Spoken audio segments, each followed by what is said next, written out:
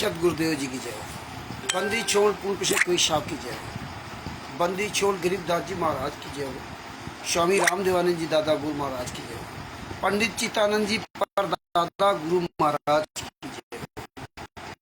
सर्व संतों की जय हो, सर्व भक्तों की जय, सभी धर्मी पुरुषों की जय, श्री काशी धाम की जय, श्री छुड़ानी धाम की जय, श्री प्रथा धाम की जय, श्री बरवाला धाम की जय। नहीं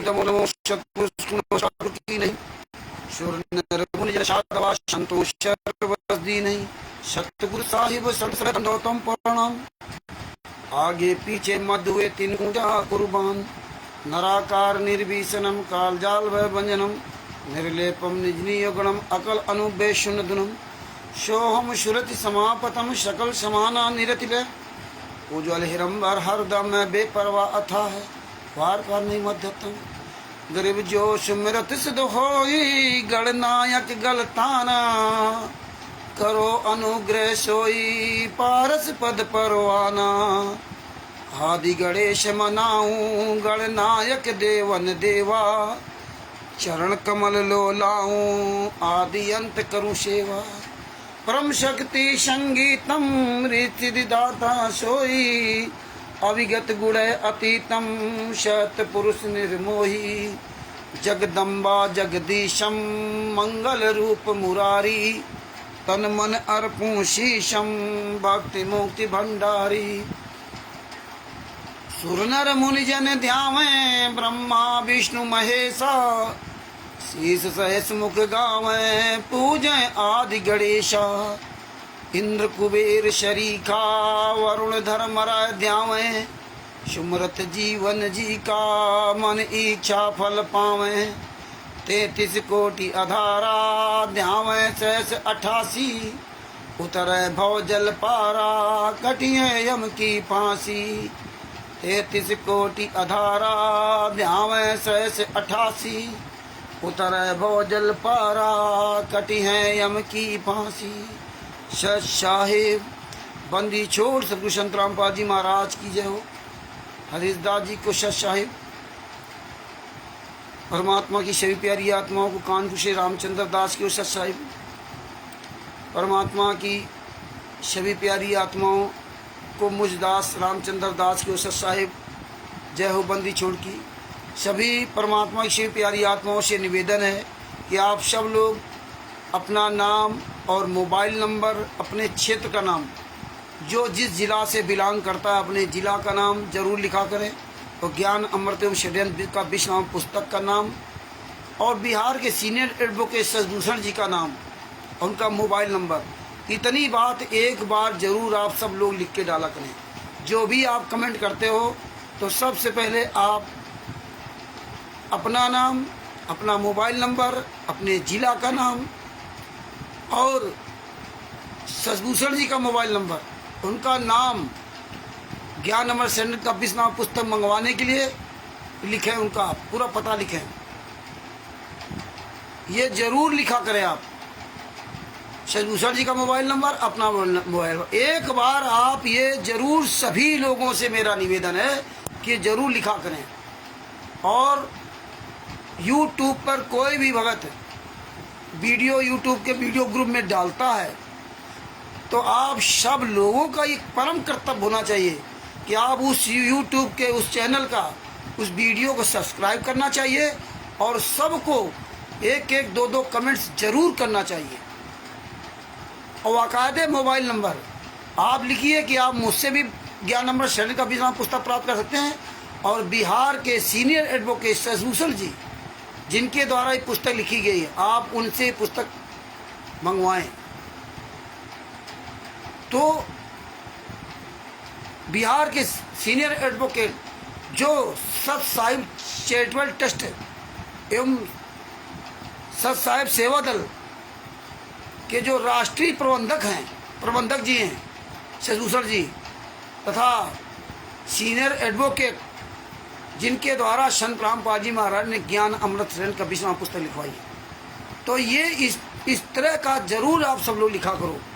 इसके बाद आप जो कमेंट करते रहें लेकिन एक बार आप ये जरूर लिखा करो। क्यों ये कमेंट लिखोगे कमेंट में अपना नाम हो सकता है आपके जिले का कोई व्यक्ति आपसे संपर्क कर ले जैसे हम कानपुर से, रामचंद्र दास कानपुर से, हरीश दास मुजफ्फरनगर, है ना, इस तरह कोई भी, गोपाल दास महाराष्ट्र, है ना, तो जो भी जाओ, ईश्वर दास छत्तीसगढ़, अपना जिला और अपना स्टेट भी लिख दो, तो क्या होगा कि स्टेट के बारे में लोग जानेंगे यार छत्तीसगढ़ से है ये, और जिला का नाम लिख दोगे तो जिला के, तो आपके जिला कोई व्यक्ति हो तो आपसे संपर्क कर सकता है।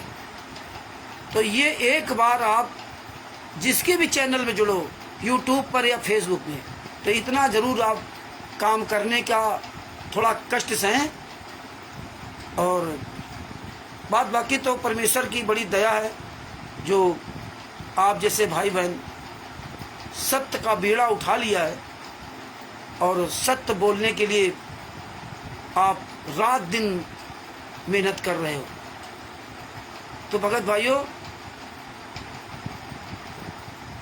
दास जो थोड़ा दांत के दर्द से परेशान था, तो अभी परसों मैंने एक दांत उखड़वा दिया, ऊपर की दाढ़, मतलब अभी तक हम 3 दांत उखड़ा चुके हैं और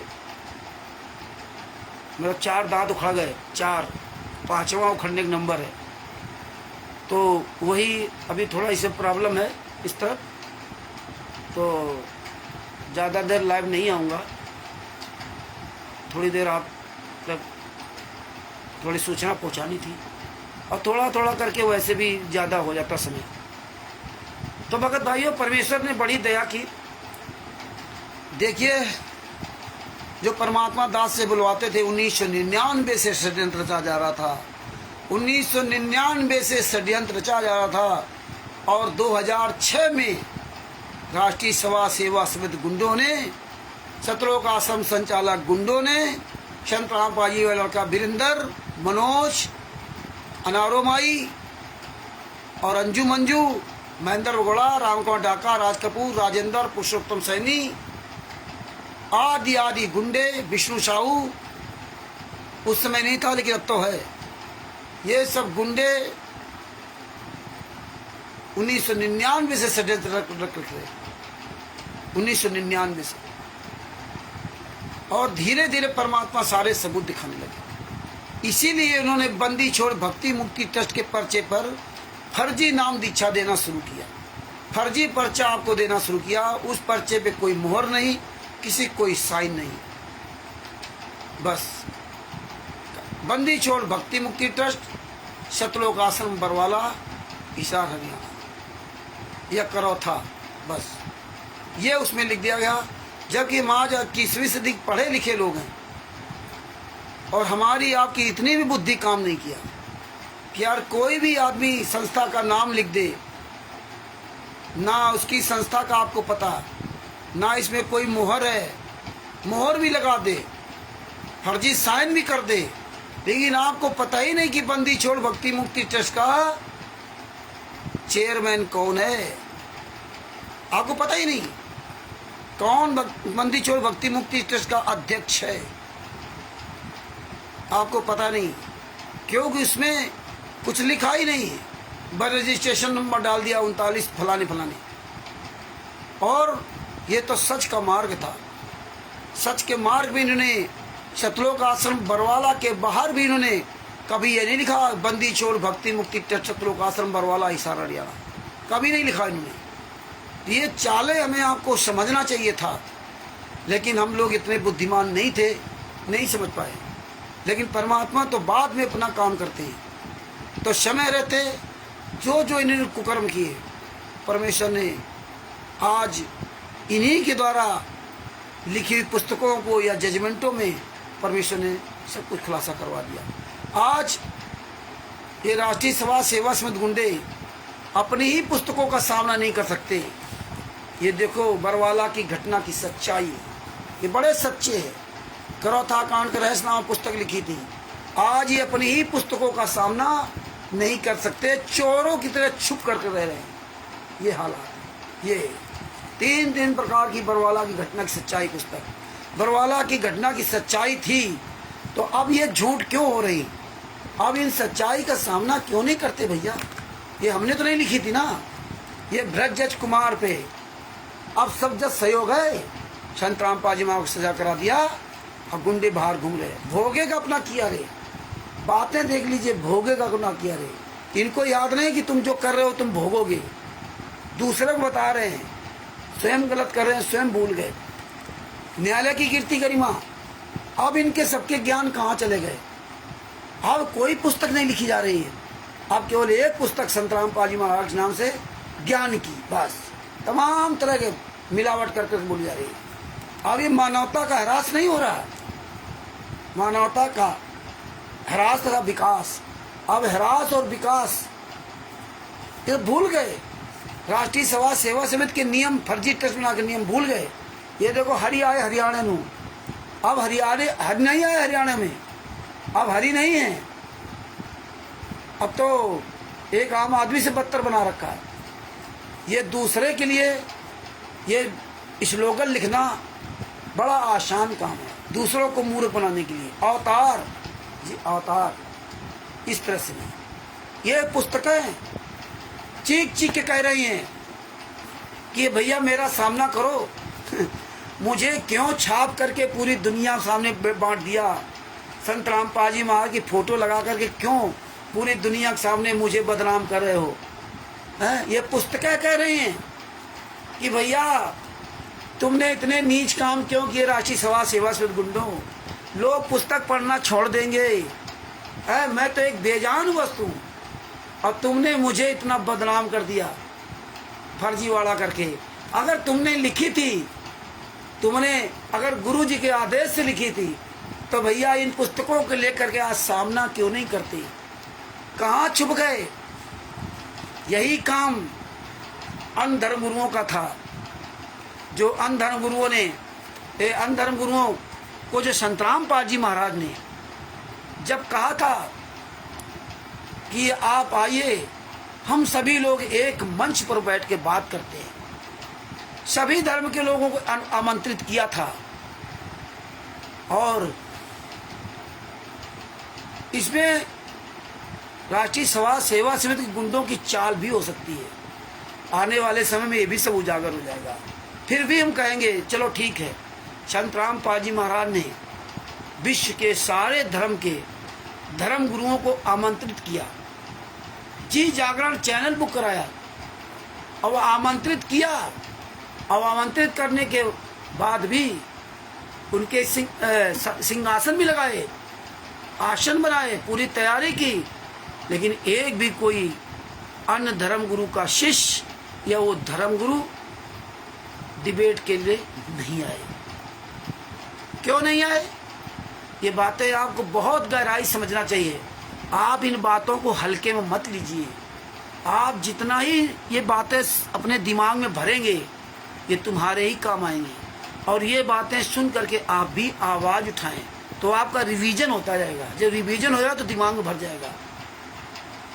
तो सारे धर्म गुरु जानते थे कि चारों वेद, कुरान, बाइबल, गुरु ग्रंथ साहिब, देव पुराण, विष्णु पुराण, गुरु ग्रंथ साहिब, कुरान, बाइबल आदि आदि में संत रामपाल जी महाराज जो प्रमाण दिखा रहे हैं, ये वास्तव में उसमें लिखा हुआ है। और उसकी चर्चा ये धर्मगुरु हजारों साल तक कर रहे हैं। तो अब वो किस मुंह से संत रामपाल जी महाराज का सामना करें, कैसे, हमें क्या सबूत लेकर के आए। आपका सामना जिस तरह आप चैनलों पर डिबेट देख के नेताओं की, मंत्रियों की, दोनों एक दूसरे को गाली देते हैं, फिर दोनों मंच पे आते हैं, दोनों मंच पे फुल कॉन्फिडेंस के साथ आते हैं, फुल। दोनों के चेहरे देख लीजिए। एक पार्टी का नेता या मंत्री या उसका जो प्रवक्ता है, राष्ट्रीय प्रवक्ता, जब दूसरे पार्टी के नेता को जवाब देता है और अपनी पार्टी का डिफाइन करता है, बचाव करता है, तो आप सुनते तो आपको ऐसा लगता है कि सामने वाली पार्टी नंबर 1 की चोर मूर्ख है, चोर है, गद्दार है, बेईमान है। वो दूसरी पार्टी का नेता सुनता रहता है या सुन करके मुस्कुराता रहता है। फिर दूसरी पार्टी वाला नेता जब उसको गाली देता है, उसकी जब कमियां उजागर करता है, तो आपको लगता है यार ये नेता सही है। ये वाक पटुता, मतलब ये बोलने में चतुरता देखिए। दोनों बेईमान ठग हैं, दोनों पार्टी के नेता चोर हैं। एक आध उसमें अच्छे हो सकते हैं, बाकी ज़्यादातर 99% सब चोर बेईमान। तो चोर चोर का ही सामना कर सकता है, ये बात बहुत गहराई से समझना। आप जब किसी को चैलेंज देंगे तो वो चैलेंज आपकी स्वीकार करके आपका सामना तब करेगा जब आपके अंदर भी वो कमियां देखी होगी। अगर आपके अंदर कमियां नहीं हैं और उसकी सारी कमियां उजागर हो गई प्रमाण सहित, तो कभी जिंदगी में सामना नहीं कर सकता। वो फिर आपको तमाम तरह के आक्षेप लगा करके अपने आप को किनारे कर बचने की कोशिश करेगा। और आम पब्लिक क्या होती है, आम पब्लिक इस गहराई को नहीं समझती है, लेकिन ये गहराई आप सबको समझना होगा। ये गहराई आप सबको समझना होगा कि विश्व के सारे धर्मगुरु संत रामपाल जी महाराज का सामना करने के लिए क्यों नहीं आए। आज विश्व में जितने भी राष्ट्रीय सभा सेवा समिति गुंडे हैं, जो भी उनकी संगत है, जितने भी सतलोक आश्रम बने फर्जी पूरे भारत में या Pakistan, America, Italy, Australia, England, Dubai आदि आदमी जो फर्जी नामदान सेंटर खोल रखे हैं, नाम दीक्षा दे रहे हैं, क्वालिटर बने हैं, दान पाठ दशवांश का पैसा ले रहे हैं, जगह जगह आश्रम बना रहे, फर्जी पुस्तकें छाप रहे हैं, ये आज सामने क्यों नहीं आते। अब भोली संगत को कह देंगे वो रामचंद्र तो मूर्ख है, उसको बोलने की तमीज नहीं है। एक फर्जी ऑडियो सुना देंगे, वीडियो सुना देंगे, गुरु जी का आदेश आ गया। लेकिन यही संगत धीरे धीरे तब जागेगी जब आप इनके वीक पॉइंट बताएंगे। आप सामना क्यों नहीं करते। और देखिए, आप लोगों का सामना नहीं कर सकते, जितने भी आंदोलनकारी हैं आपका तो सामना कर ही नहीं सकते। आप देखिए अन्य धर्मगुरु के चेला, जो धर्मगुरुओं को संत रामपाल जी महाराज ने जिनको इनवाइट किया था, उन धर्मगुरुओं की औकात नहीं थी जो संत रामपाल जी महाराज का सामना कर सकते थे, कर सके। क्यों करें कैसे बेचारे। संत रामपाल जी महाराज ने कोई अपनी तरफ से कुछ लिखा ही नहीं है। जो तुम्हारी पुस्तकों में लिखा था वही उन्होंने उतारा, भक्ति सौदागर का संदेश पुस्तक में। इन लोगों ने गायब कर दिया, वो अलग बात, पुस्तक को हटा दिया। तो अब आप कैसे आओगे, संत रामपाल जी और झूठा कैसे साबित करोगे। क्योंकि संत रामपाल जी महाराज ने अपना कुछ लिखा ही नहीं है। संत रामपाल जी महाराज ने कभी दान पाठ दशांश का पैसा मांगा ही नहीं है। संत रामपाल जी महाराज का कोई आश्रम है ही नहीं। संत रामपाल जी महाराज के नाम से फूटी कौड़ी नहीं है। संत रामपाल जी महाराज के नाम से 1 इंच जमीन नहीं है। ये संत रामपाल जी महाराज के शिष्य भले ही न जानते हो। और हाँ, संत रामपाल जी महाराज की कोई संस्था, कोई ट्रस्ट ही नहीं है। संत रामपाल जी महाराज ने किसी को अपना उत्तराधिकारी बनाया ही नहीं है। संत रामपाल जी महाराज ने किसी को भी किसी प्रकार का लिखित में आदेश या बोल करके सब संगत के सामने कोई भी आदेश दिया ही नहीं है। तो इसी तरह से ना अन्य धर्मगुरुओं के पास संत रामपाल जी महाराज खिलाफ बोलने के लिए एक भी कोई सबूत नहीं है। वो जानते हैं सब, क्योंकि राष्ट्रीय सभा सेवा समिति गुंडे सारे धर्मगुरुओं से मिले हुए हैं, उनको सब पता है। लेकिन संत रामपाल जी महाराज के शिष्यों को भले ही न पता हो। तो इसलिए वो धर्मगुरु संत रामपाल जी महाराज का सामना नहीं किया।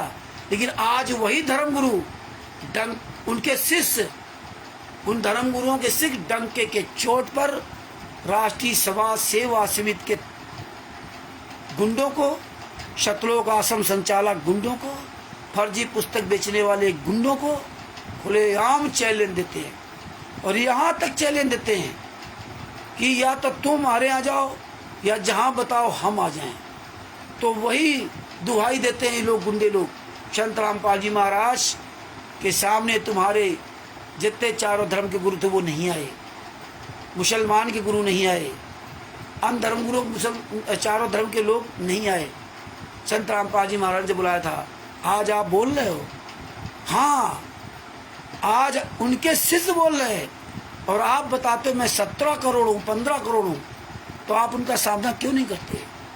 क्योंकि ये पुस्तकें ये जो तुमने पुस्तकें छापी थी ना, ये पुस्तकें की सच्चाई सब जान गए। आओ अपनी पुस्तक का सामना करो आकर के।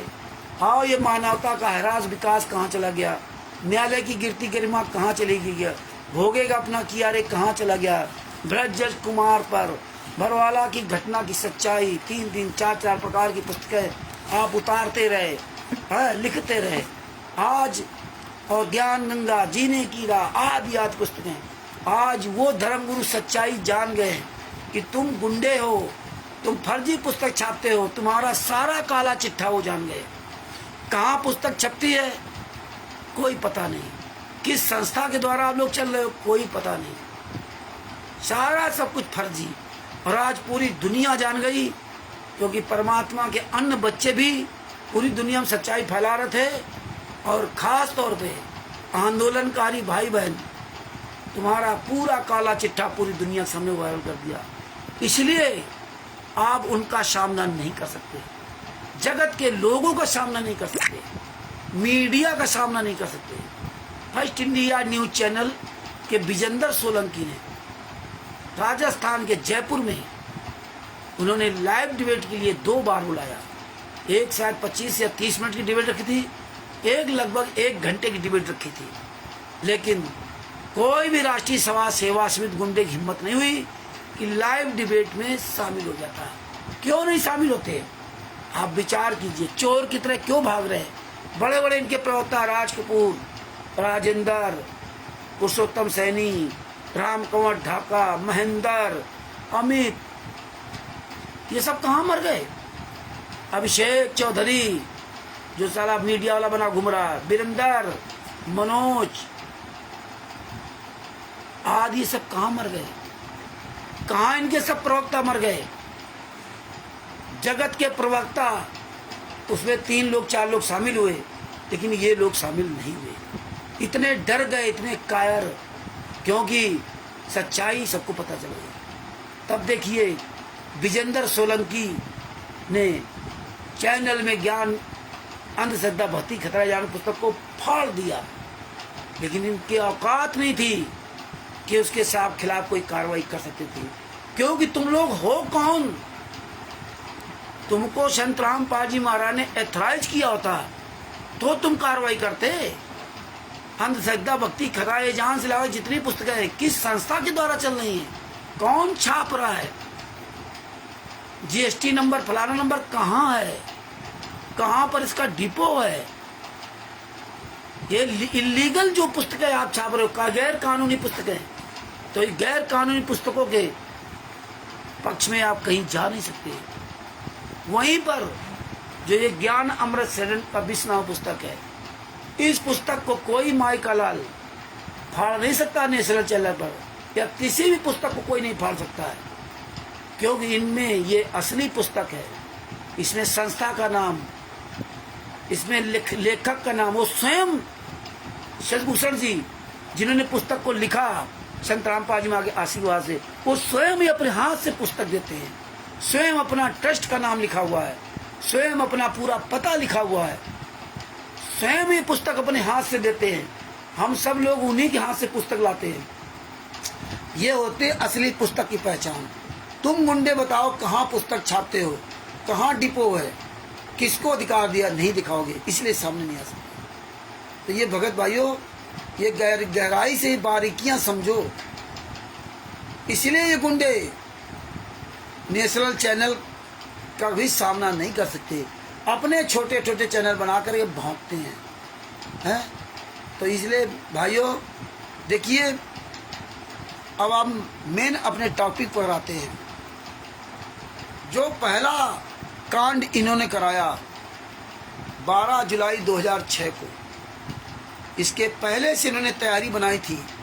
छुड़ानी धाम कांड से इन्होंने शुरुआत की, वहाँ मारपीट किया। ये मारपीट का मार्ग नहीं था, और ये गुंडे जा करके चढ़ाई किया। राम कंवर ढाका, राज कपूर, राजेंद्र, पुरुषोत्तम सैनी आदि महेंद्र घोड़ा, संत रामपाल जी बहनोई, कृष्णा या और भी, ये सब गुंडे वहाँ पर जा चढ़ाई किया और वहाँ मारपीट किया। और कृष्णा ने तो उसके नाक पर रिवॉल्वर मार दिया। ये डॉक्टर है, अब बताइए, इनके पास तो रिवॉल्वर हुए थे। ये संत रामपाल जी महाराज के शिष्य के पास रिवॉल्वर क्या जरूरत है? रिवॉल्वर की क्या जरूरत है? मारपीट की क्या जरूरत है? वो जब ज्ञान हो जाता तो आदमी स्वयं मर जाता है। इब्राहिम सुल्तान अदम जी इतने ताकतवर थे, सब कुछ त्याग दिया। नरसिंह जी ने ताकतवर थे, सब कुछ त्याग दिया। और तुम रिवॉल्वर लेके घूम रहे हो, राइफल लेके घूम रहे हो। ये संत रामपाल जी महाराज के शिष्यों को बात समझ में आनी चाहिए। वहां से इन्होंने शुरुआत की। और इन लोगों ने जो उस समय के मुख्यमंत्री, कांग्रेस के मुख्यमंत्री भूपेंद्र सिंह हुड्डा थे, उनसे मिलकर के, और स्वयं तो आर्य समाजी थे और आज भी है। आर्य समाजियों कुछ अराजक तत्व आर्य समाजी से मिलकर के, ना पूरी आर्य समाजी नहीं इनके साथ में, उनसे मिलकर के ये कांड करवाया। भक्तों का पैसा लूटते रहे और उसे मौज करते रहे। अब आप विचार कीजिए, 12 जुलाई 2006 को FIR नंबर 198/2006 रोहतक में, थाना रोहतक सदर में रजिस्टर्ड की जाती है। उसमें संत रामपाल जी महाराज सहित 38 मुलजिम बनाए जाते हैं। 38 मुलजिम बनाए जाते हैं। ये ध्यान रखना, 12 जुलाई 2006 को। और इसके बाद ये जितने 37 लोग होते हैं, ये सब अपनी जमानत कराकर जेल से बाहर आ जाते हैं। ये कहानी मत सुनना, ये कहानी अपने दिल में उतार लेना। इसीलिए आपसे रिक्वेस्ट करता हूँ कि आप सब लोग रिवीजन किया करें, आप सब लोग अपनी वीडियो बना के डाला करें। ये ना देखो कि हरीश जी आ रहे तो हम ना आए, फलाने आ रहे तो हम ना आए। आपके समय है, आपके पास समय है, और ये कई समय निर्धारित हो रहा है, तो आप भी बोलो, हरीश जी भी बोल रहे हैं, कोई बात नहीं। कोई लाइक करे या ना करे, आप बोलते रहिए। तो ये बातें सुन करके रिवीजन करते जाओ और लिख लिया करो पॉइंट। एक रजिस्टर बना लीजिए, उसमें पॉइंट लिख लिया करो, ये हमेशा काम आएंगे आपके पास। आप गुरु जी के लिए नहीं, अब आपके लिए फायदेमंद होगा। इसलिए बारीकियां समझो, ये कोई बताएगा नहीं। वकील के पास जाओगे तो आपके फीस लेगा और चूतिया बनाएगा, तो ये ध्यान रखना। तो आप विचार कीजिए कि 2006 में 12 जुलाई 2006 में केस रजिस्टर्ड हुआ। उसमें 38 लोग संत रामपाल जी महाराज से, 37 लोग जमानत करवा के जेल से बाहर आ जाते हैं, और संत रामपाल जी महाराज की जमानत नहीं करवाते। और संत रामपाल जी महाराज जब 2008 में 2 अगस्त 2008 में संत रामपाल जी महाराज जेल से बाहर आ जाते हैं, और उसी समय चांदीराम, राष्ट्रीय समाज सेवा समिति का उपाध्यक्ष चांदीराम 2 गाड़ियाँ बुलेट प्रूफ गाड़ियाँ लेता है। 2 बुलेट प्रूफ गाड़ियाँ टाटा डिकोर, जो एक बुलेट प्रूफ गाड़ी बनाने के लिए 40-50 लाख रुपए लगता है। जो भी 15-20 लाख की गाड़ी हो, 50-60 लाख रुपए बुलेट प्रूफ बनाने के लिए। और उसमें कई तरह का होता है बुलेट प्रूफ बनाने में, क्या क्या हिस्सा आपको बुलेट प्रूफ कराना है, तो अब बताइए। उसके लिए पैसा था, लेकिन संत रामपाल जी महाराज की जमानत के लिए पैसा नहीं था। तो ये 37 लोग जेल से बाहर आ गए। चार्जशीट दाखिल हुई, लेकिन चार्ज फ्रेम नहीं हुए। चार्ज फ्रेम नहीं हो सके। 2011 से तारीख पड़ी है। अब बताइए, 2006 में केस लगा और 2011 से तारीख डाली पड़ी, चली कोर्ट में। 2011 से कोर्ट में कार्रवाई चालू हुई। अब बताइए, 2006, 5, 11, 5 साल तक केवल ऐसे ही फर्जी केस चलता रहा। और यहाँ 4 साल में संत रामपाल जी महाराज को सजा करवा दी उन्होंने, FIR नंबर 429 बरवाला कांड में। ये बात ध्यान रखना, जिसमें 4 महिलाएं, 1 बच्चे की हत्या हुई, 5 महिलाएं, 1 बच्चे की हत्या, 6 लोगों की हत्या की, 120-25 लोग घायल हुए, काले कमांडो लगाए, प्रशासन को सब गोला बारूद चलाए। इतने बड़े भयंकर केस में आप सोचिए कि 4 साल के अंदर संत रामपाल जी महाराज को शास्त्रम मरते दम तक आजीवन कारावास की सजा हुई। और करौथा कांड में तो इतना हुआ ही नहीं था। और तब संत रामपाल जी महाराज के देखिए, उन्होंने चार्ज फ्रेम नहीं होने दिया। 2006 से लगा के 2011 तक ये लोग तारीख पे जाते ही नहीं थे। जमा तो करवा ली, तारीख पे नहीं जाते थे। चार्ज फ्रेम हो कैसे? इनके खिलाफ सम्मन हो जाते थे, वारंट हो जाते थे।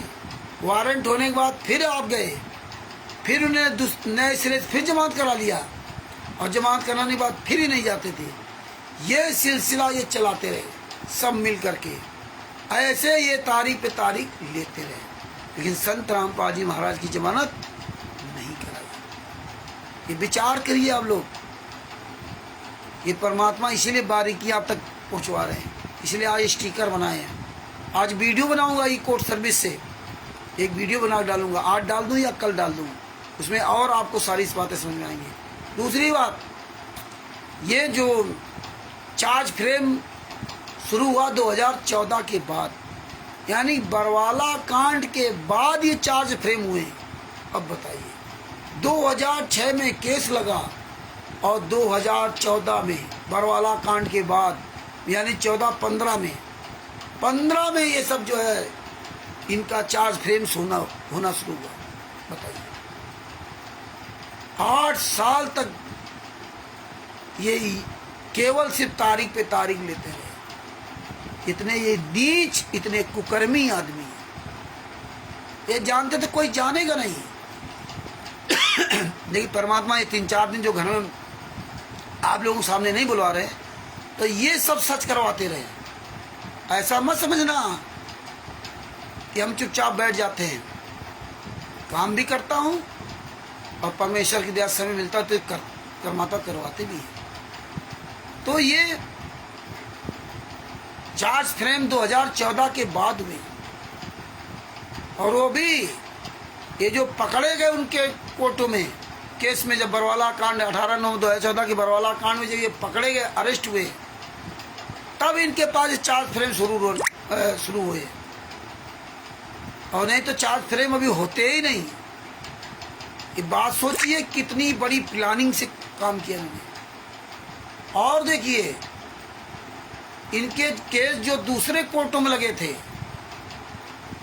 तो वहाँ से भी इनके पास, क्योंकि जब पकड़े जाते तो पूरी छानबीन होती है, तो उन्होंने भी, कोर्ट ने लिख के दिया कि मेरी बिना इजाज़त के इन लोगों को ऐसे बेल वगैरह ना दिया जाए, इनको छोड़ा ना जाए, इन पे केस लाया, क्योंकि हमारे यहाँ ऑलरेडी इनका केस चल रहा है। तो ऐसे कई लोग हैं, जब पकड़े जाते हैं तब पता चलता है कि यार 2006 वाले केस में ये सब थे, आज तक चार्ज फ्रेम नहीं हुए। ये लोग इस तरह कोर्ट को गुमराह करते रहे, तारीख पे तारीख लेते रहे, सम्मन हुए, वारंट हुए, लेकिन कोर्ट नहीं है। जब वारंट हुए तो फिर दूसरी जमानत लगाकर जमानत ले लिया, फिर इसके बाद नहीं जाते रहे। सालों साल ऐसे टरकाते 2006 से लगा 2014 तक 8 साल तक इन्होंने ये प्रक्रिया की। आप सोचिए कितने ये नीच लोग हैं, क्योंकि आप तो बाहर आ गए 37 लोग, संत रामपाल जी महाराज जेल में पड़े। और देखिए इनकी मजे की बात, इनका सबका वकील कौन था? RS हुड्डा। मतलब 38 लोगों, संत रामपाल जी महाराज सहित 37 गुंडे और प्लस संत रामपाल जी महाराज, 38 लोगों का वकील कौन था? RS हुड्डा। RS हुड्डा वकील संत रामपाल जी महाराज के लिए काम नहीं करता था, संत रामपाल जी महाराज के खिलाफ काम करता था। ये कोई हम बनावटी कथा नहीं बता रहे आपको, ये कोई सत्यनारायण की कथा नहीं है कि हम आपको सत्यनारायण की झूठी कथा सुना रहे हैं। हमारे गुरु सत्यनारायण की असली कथा सुनाते हैं, और वो संत रामपाल जी महाराज का शिष्य भी रामचंद्र दास असली कथा ही सुनाता है। तो ये कोई सत्यनारायण कथा नहीं जो हम नहीं आपसे बोल रहे हैं। इसलिए आपको जजमेंट की फाइल भेजी है, PDF भेजी है आपके पास, 97 पेज की है, ये PDF निकलवा लेना आप लोग। दूसरी बात, काफ़ी मतलब आर्डर हमने लगभग 129 आर्डर हैं, 129 आर्डर हैं। उसमें कल रात में दास ने 60 आर्डर की PDF निकाली और 60 आर्डर का जो है निकाले। अभी बात बाकी 120 59 आर्डर और निकालने हैं। टाइम लगता है सब इसमें भगत जी, रात में 12-1-2 बजे तक 1 बजे तक काम करना पड़ता है। बार बार ऐसे देखते रहो तो 60 आर्डर निकालना कोई छोटी बात नहीं। उनकी फ़ोटो कॉपी करना, उसमें लिखना भी और फिर PDF ग्रुप में डालना भी और ग्रुप के नीचे PDF के नीचे लिखना भी। ये सब अपने पर्सनल में डाल रखा है, ये सब भेजूंगा आपके पास। ये जितने भी हम आपको भेजे हैं 129 में तो जजमेंट है, 128 तक जितने भी आर्डर हैं इनकी सब की आप एक एक फाइल निकलवा लिए। किसी में 1 पन्ना है, किसी में 2 पन्ने हैं, किसी में 4 पन्ने हैं, किसी में 10 पन्ने होंगे। आप सब लोग ये PDF की फाइल निकलवा लें और ये सब सुरक्षित अपने पास रखें। अगर आप ये लड़ाई, लंबी लड़ाई लड़ना चाहते हैं तो यही काम आएंगे। साल 2 साल के अंतर्गत आप अगर ये सारे सबूत अपने पास रख लिए और ये सबूत लेकर के आप बोलते रहे तो वो दिन दूर नहीं जिस दिन सतलोक आश्रम धनाना के गुण के आश्रम के बाहर ये आंदोलनकारी की पूरी टीम वहाँ खड़ी होगी। और ये गुंडे चाहे जितने हो जाए, ये इनकी औकात नहीं जो तुम्हारा सामना कर जाए। इसीलिए आप लोगों से कहता हूँ कि अपनी आवाज़ बुलंद करो। ये सारे सबूत देख करके नहीं, ये किसी हालत में तुम्हारे सामने आने लायक नहीं बचे। लेकिन राष्ट्रीय सेवा समिति गुंडों, क्वालिटरों, नामदान संचालकों, याद रखना परमेश्वर की दया से कानपुर से रामचंद्र दास खुलेआम चैलेंज देता अपने गुरु के आशीर्वाद से कि अगर मेरे गुरु जी संत रामपाल जी महाराज के आशीर्वाद रहा तो तुम गुंडों के सतलोक आश्रमों के बाहर आकर के तुम्हारी ऐसी तैसी वहां करूंगा। चाहे जितने तो अपने साथ जोड़ लेना। 17 करोड़ छोड़ दीजिए, 17 करोड़ तो क्या, आप 145 करोड़ भारत की पूरी जनता अपने पीछे लगा लेना। आप पूरे विश्व के 8.5 अरब जनता को भी अपने पीछे लगा लेना। लेकिन तुम्हारी औकात नहीं है जो हम लोगों का सामना कर जाओ। संत रामपाल जी महाराज के जितने भी आंदोलनकारी भाई बहन हैं, ये सब रात दिन बोल बोल करके पूरी दुनिया को बता देंगे, एक एक पॉइंट का खुलासा करेंगे और कर रहे हैं। और यही संगत आज आपके आसपास नहीं आएगी। अगर तुम असली बाप की औलाद हो तो एक चैलेंज आपको देता हूं, प्रार्थना अच्छे लोगों से की जाती है, गुंडे अपराधियों को से प्रार्थना नहीं की जाती है। प्रार्थना करने वाला मूर्ख होता है। मैं तुम्हें चैलेंज देता हूं, जो तुम दिखाते हो ना विश्व का सबसे बड़ा भंडारा, इतनी संगत आ रही, इतनी संगत आ रही है। जब आपके साथ इतनी संगत है तो आप एक बार मुझ रामचंद्र दास का सामना सारे भक्तों के सामने क्यों नहीं करते हो? अन्य हमारे जितने भाई बहन आंदोलनकारी हैं उनका सामना क्यों नहीं करते? ज्योति दासी की एक छोटी सी बच्ची है, छोटी सी बच्ची, 6-7 साल की बच्ची, 8 साल की होगी, आप उसका सामना करके दिखा दो तो हम जाने। क्यों डर है आपको? आपके साथ तो 17 करोड़ है ना। जिस दिन सामने आओगे ना तो 17 करोड़ क्या, आप 1700 शिष्यों को साबित नहीं कर पाओगे। ये 1700 संत रामपाल जी महाराज के शिष्य हैं। 17 करोड़ तो बहुत बड़ी बात है।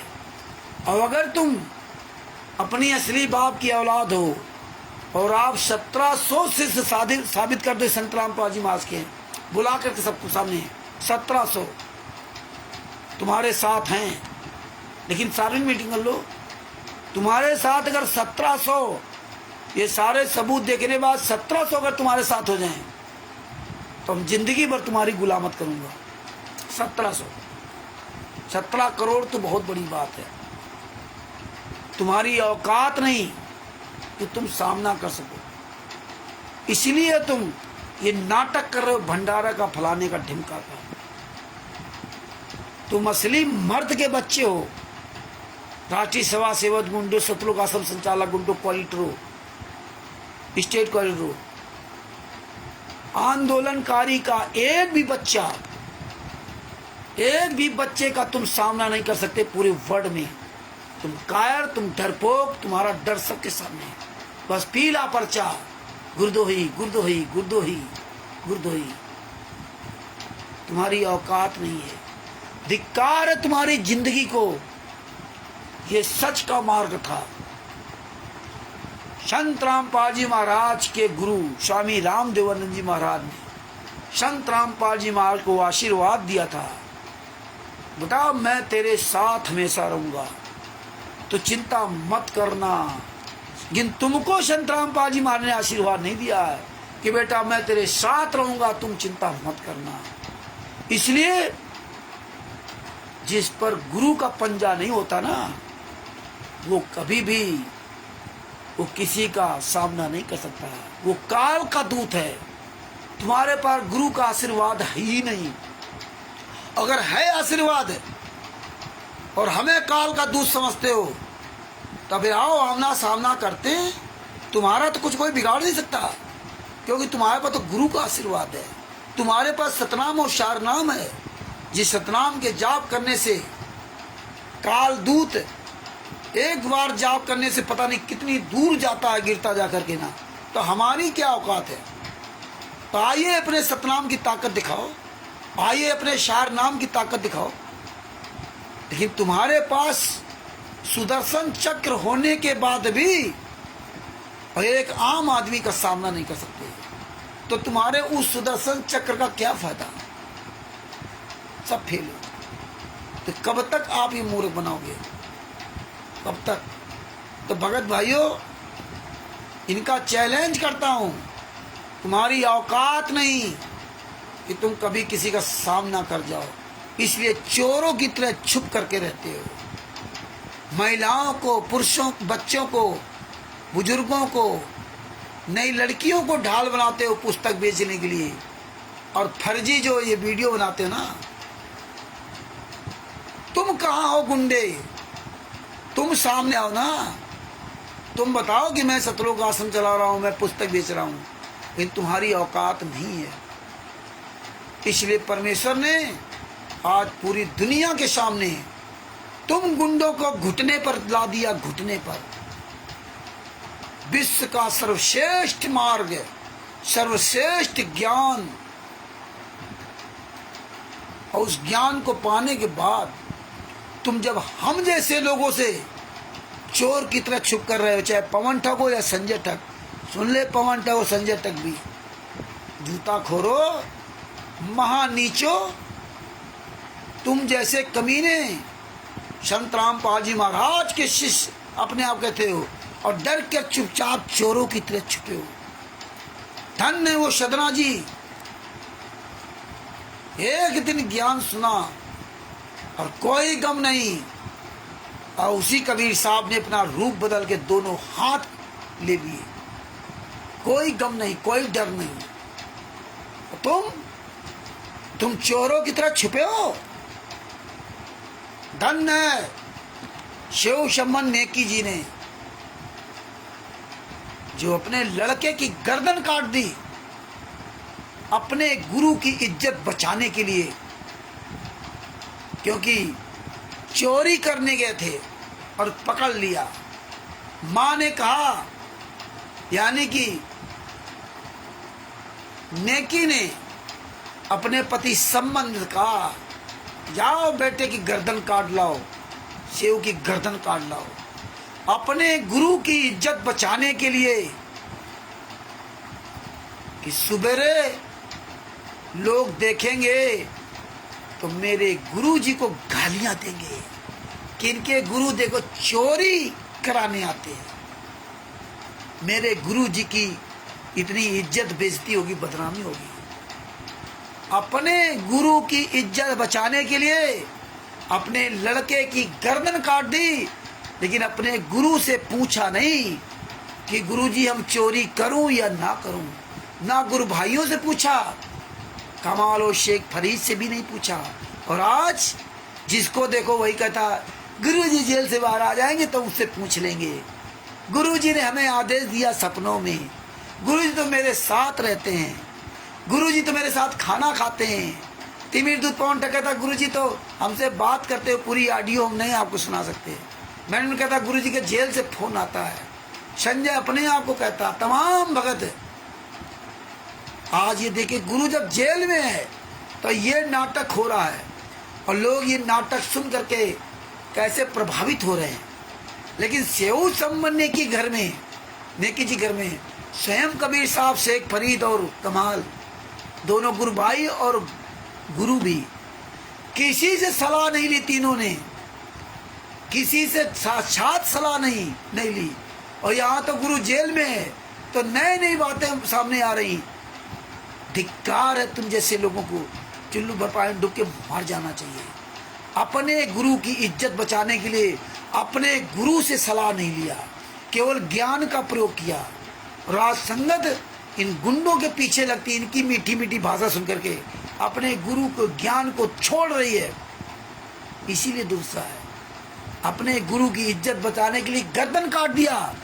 और आज तुम गद्दारों, जब हम तुम्हें चैलेंज देते हैं, विश्व के अन्य धर्म गुरु के चेले, शिवांश नारायण द्विवेदी जी आदि तमाम चेले तुम्हें चैलेंज देते हैं, फर्स्ट इंडिया न्यूज चैनल का विजेंद्र सोलंकी तुम्हें चैलेंज दिया और तुम अपने गुरु जी की इज्जत बचाने के लिए सामने नहीं आए। कायरो, चुल्लू भर पानी डूब के मर जाओ। शिव शंबर नेकी ने तो अपने गुरु की इज्जत बचाने गर्दन काट दी थी। ये सिर साटे की भक्ति ये होती है। और तुम अपने गुरु की इज्जत बचाने के लिए चोर की तरह छुप गए, बचाने नहीं आ रहे। होने तो बेइज्जती, मर जाओ चुल्लू भर पानी में डूब के। 17 करोड़ शिष्य जो ये गुंडे कहते हैं, हम नहीं कहते हैं। और तिमिर दूध पवन ठग, संजय ठग जैसे हराम जादो, ये उनके साथ लगी संगत। चुल्लू भर पानी में डूब के मर जाओ। धिक्कार है तुम्हारी जिंदगी को। हम तो चैलेंज करते हो, चैलेंज के साथ मुकाबला भी करते हैं। शिवांश नारायण द्विवेदी जी का भी मुकाबला किया और कई लोगों का मुकाबला किया और उनको मुंह तोड़ जवाब दिया। उनकी औकात नहीं थी, उनकी हिम्मत नहीं थी कि एक शब्द हमारे सामने बोल जाते। हम गिड़गिड़ाए नहीं पवन की तरह कि नहीं हमारे गुरु जी के ऐसा मत बोलो, ऐसा मत बोलो, ऐसा मत बोलो। इसी तरह पाकिस्तान में हुआ था। हम गिड़गिड़ाए नहीं थे, वहाँ गालियाँ देती थी, मेरे गुरु जी गालियाँ देते थे लोग। लेकिन हमने ज्ञान के आधार से, संत रामपाल जी महाराज के आशीर्वाद, ज्ञान के आधार से मुंह तोड़ जवाब दिया पाकिस्तान में भी। और ज्ञान के आधार से शिवांश नारायण द्विवेदी जी को जवाब दिया। और उनके पैनलिस्ट जितने भी थे, उन्होंने मेरे गुरु जी की तारीफ की और मुझ दास की तारीफ की। आप जो कर रहे हो आप बिल्कुल सही कर रहे हो। आप मंत्र जाप नहीं करते, अपने गुरु का नाम जाप करते हो। यही असली भक्ति है। ये है हमारे गुरु जी की पहचान। आओ मैदान में। कैसे आओगे? तुम काल के दूत हो, तुम हराम की खाने वाले हो, दान पाठ दशवांश के पैसे से मौज करने वाले। जो भी मेहनत से कमाए खाएगा उसी का परमात्मा साथ देता है। उसी का 1 रुपया खर्च किया हुआ सतमार्ग में अरबों खरबों रुपए के बराबर होता, उसी का परमात्मा स्वीकार करता, अन्य का नहीं स्वीकार करता। तो भगत भाइयों, यह बात ध्यान रखो। इसलिए हमारा आपका सामना नहीं कर सकते। अब फिर अपने वही मेन टॉपिक पर आते हैं कि ये 37 राष्ट्रीय सभा सेवा समिति के गुंडों का वकील RSS हुड्डा था। संत रामपाल जी महाराज का भी वकील RS हुड्डा था। लेकिन संत रामपाल जी महाराज ने जेल के अंदर से रोहतक कोर्ट को पिटीशन लगाई। ये में अधिकार होता जेल के अंदर जब होते हैं, पिटीशन लगाई कि RS हुड्डा जो वकील है ये मेरा काम नहीं करता, ये राष्ट्रीय सभा सेवा समिति के गुंडू काम करता है, इसलिए ये मुझे ये वकील नहीं चाहिए, मुझे दूसरा वकील उपलब्ध कराया जाए। इसको हटाया गया और इसको हटाने के बाद तब संत रामपाल जी महाराज को वीरेंद्र देशवाल जी को रोहतक कोर्ट ने वकील नियुक्त किया। वीरेंद्र देशवाल जी, आपके पास मैंने स्टिकर भेजे, उसमें देख लीजिए वीरेंद्र देशवाल जी। बाद बाकी इन सब गुंडों का वकील पहली लिस्ट में आपने देखा हो संतराम पाजी महाराज का भी वकील है, महेंद्र भी है, बीरेंद्र भी है। महेंद्र तो भगोड़ा है, पीओ, प्रोक्लेम्ड, अंग्रेजी में प्रोक्लेम्ड, और इसे शॉर्टकट में पीओ, हिंदी में भगोड़ा। ये 2-3 भगोड़े हैं, कुछ मर गए और कुछ केस खत्म होने के बाद भी एक आध लोग नहीं आज तक हाजिर हुए।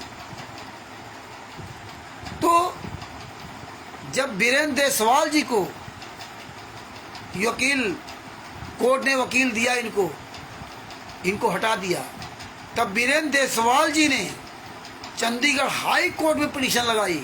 रोहतक कोर्ट ने संतराम पाजी महाराज को जमानत नहीं दी। देखिए ये कितनी बड़ी साजिश और कितना बड़ा ये मतलब इनका गेम प्लान देखिए। ये जानते थे कोई जान नहीं पाएगा। बीरेंद्र देसवाल जी जब सरकारी वकील मिले, क्योंकि आपका अधिकार होता है कि हम किसी भी वकील को चेंज कर सकते हैं, तो बीरेंद्र देसवाल जी जब वकील मिले तब उन्होंने चंडीगढ़ हाई कोर्ट में इनकी पिटीशन लगाई कि रोहतक कोर्ट ने इनकी जमानत कैंसिल कर दी थी। 22 महीना जेल में रहे। ये गुंडे जो गुंडई कर रहे हैं, ये गुंडों ने जो चारों तरफ करौथा आश्रम के आसपास जो गांव थे, करौथा गांव के आसपास, उन गांव में ये लड़कियों को छेड़ते थे। बीरेंद्र, मनोज, ये सब गुंडे, नवीन, ये सब हरामजादे जितने नए लौंडे थे, ये सब लड़कियों को छेड़खानी करते थे। मतलब तबाह कर दिया संतराम पाजी महाराज को बदनाम करने की कोई कसर नहीं छोड़ी। आज उन्हीं आसपास के गांव में ये पैसा लुटा रहे हैं। तो ये सब ये कुकर्म आसपास गांव में सब करते थे। और ये देखो कुकर्मी, ये हत्यारे, बलात्कारी बरवाला कांड में भी बाहर और करौथा कांड में भी बाहर। ना तो करौथा कांड में संतराम पाजी महाराज दोषी थे, ना बरवाला कांड में संतराम पाजी महाराज दोषी थे। दोनों में दोषी नहीं थे। करौथा कांड में सबके सामने जजमेंट आ गया, संतराम पाजी महाराज निर्दोष। बरवाला कांड में संतराम पाजी महाराज निर्दोष। आज वही गुंडे दोषी, जेल से बाहर। यही इनकी चाल थी। जो कांग्रेस के भूपेंद्र हुड्डा जो मुख्यमंत्री थे, जिनके साथ ये मिल करके ये कांड करा था, करौथा कांड। और ये गुंडों को उस समय रोहतक कोर्ट ने इनको छोड़ दिया। क्यों छोड़ दिया रोहतक कोर्ट ने? विचार करना पड़ेगा। जज बदलते रहते हैं, जज बदलते रहते हैं, अपने मनमाफी जगहों को खरीद लेते हैं, जजों के घर में जाते हैं। जब किसी की सोर्स नहीं तो घर में जाते हैं, उनकी महिलाओं से मिलते हैं, महिलाओं को मिठाई लेके जाते हैं, टॉप क्लास, खुद कभी जिंदगी में नहीं खाई होगी अच्छे रेस्टोरेंट की, वहाँ पर अच्छे स्वीट हाउस के एक मिठाई का डब्बा लेके जाते हैं, काजू बादाम किशमिश का, और उसके साथ फिर पैसा लेके जाते हैं उसी में रख करके ना। और वो चुपचाप अकेले जाते हैं मिलने मैडम से इनके घरों में, और मैडम को दे आते हैं। फिर मैडम जैसा चाहती फिर वैसे जज फैसला सुनाता है। बहुत केसों में ऐसा होता है। तो देखिए निर्दोष संतराम पाजी महाराज 22 महीने तक जेल में रहे और दोषी 37 गुंडे जेल से बाहर आ गए और कोर्ट में जा भी नहीं रहे हैं, चार्ज फ्रेम भी नहीं करवा रहे हैं।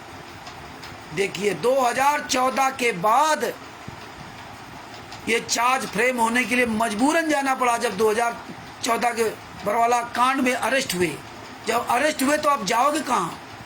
तब उसमें कुछ ये चार्ज फ्रेम का सिलसिला चालू हुआ 18 नवंबर 2014 के बाद। आप बताइए, इतने साल तक चार्ज फ्रेम नहीं। ये गुंडे की इतनी बड़ी राजनीति। यही हाल हमारा था। हमारे केस में भी इन्होंने 2 साल तक चार्जशीट ही नहीं दाखिल की थी। तब हम अपने जो हमारा वकील था पुराना, उसके खिलाफ एक्शन लिया और हमने कोर्ट से दूसरा वकील मांगा। तब सरकारी वकील दूसरा मुझे वकील दिया गया, हमने उस वकील को छोड़ा। यही काम संतराम पाजी महाराज ने कहा किया। जो करंट पंजाब में जो वकील किया था उसको हमने छोड़ा।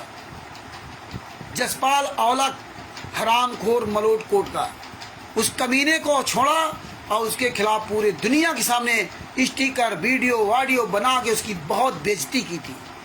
और उसने हमारे स्टिकर सब लेकर के कोर्ट में दिखाया था जज को।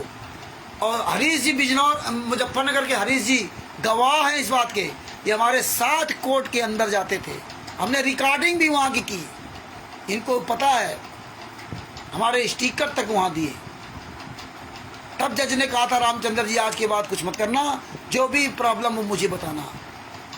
तब मेरी जमानत कैंसिल करवा दी उस वकील ने, मुझे जेल भिजवाने के लिए पूरी ताकत लगा दी।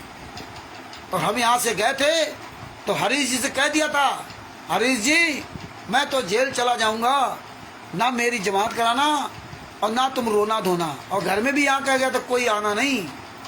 हाँ, कोई हमारे घर का आज तक पंजाब नहीं गया मेरी जमानत के लिए या किसी काम के लिए। और हरीश जी को मना कर दिया था कि मैं जेल चला जाऊँगा, मेरा बैग लेके अपने घर चले आना, ना मेरी जमानत के बारे में सोचना, ना तुम रोना गोना। पूछ लेना हरीश जी से, मुजफ्फरनगर के हरीश जी, कभी फ़ोन करके पूछ लेना। और परमेश्वर सतगुरु जो चाहे सो करई, 14 कोटि दूत जम रही। सतगुरु का जिस पर पंजा होगा उसका कोई बाल बाका नहीं कर सकता।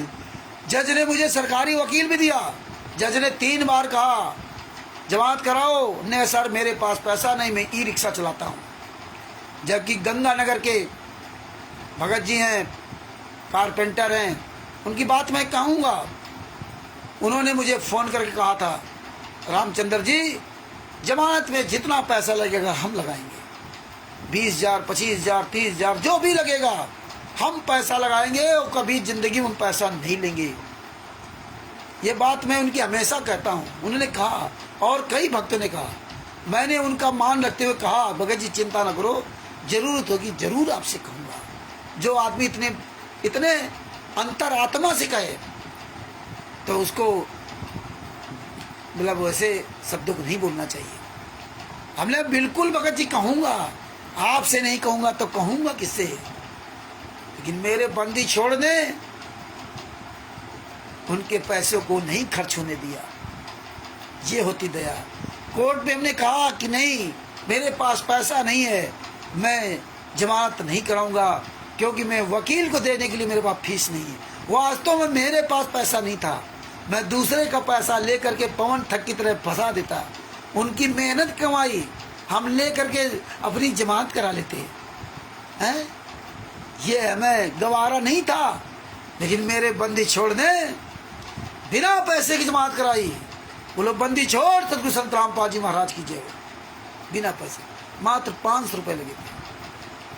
हरीश जी के मोटरसाइकिल के कागज लगे, और 1 दिन के लिए भी 1 घंटे के लिए जेल नहीं जाने दिया। पूरी ताकत लगा रखी थी करण ठग ने और उनके वकील जसपाल औलख ने। ये होती है कि गुरु की कृपा।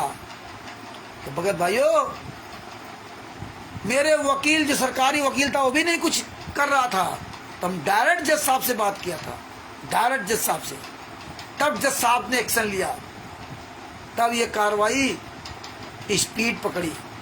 तो इसलिए संत रामपाल जी महाराज ने वकील चेंज किया कि RS हुड्डा ये वकील है, ये नीच है, महाकमीना है, ये राष्ट्रीय समाज समिति के गुंडों का वकील है, मेरा ये दुश्मन है, इसलिए मुझे ये वकील नहीं चाहिए, मुझे सरकार दूसरा वकील दिया जाए।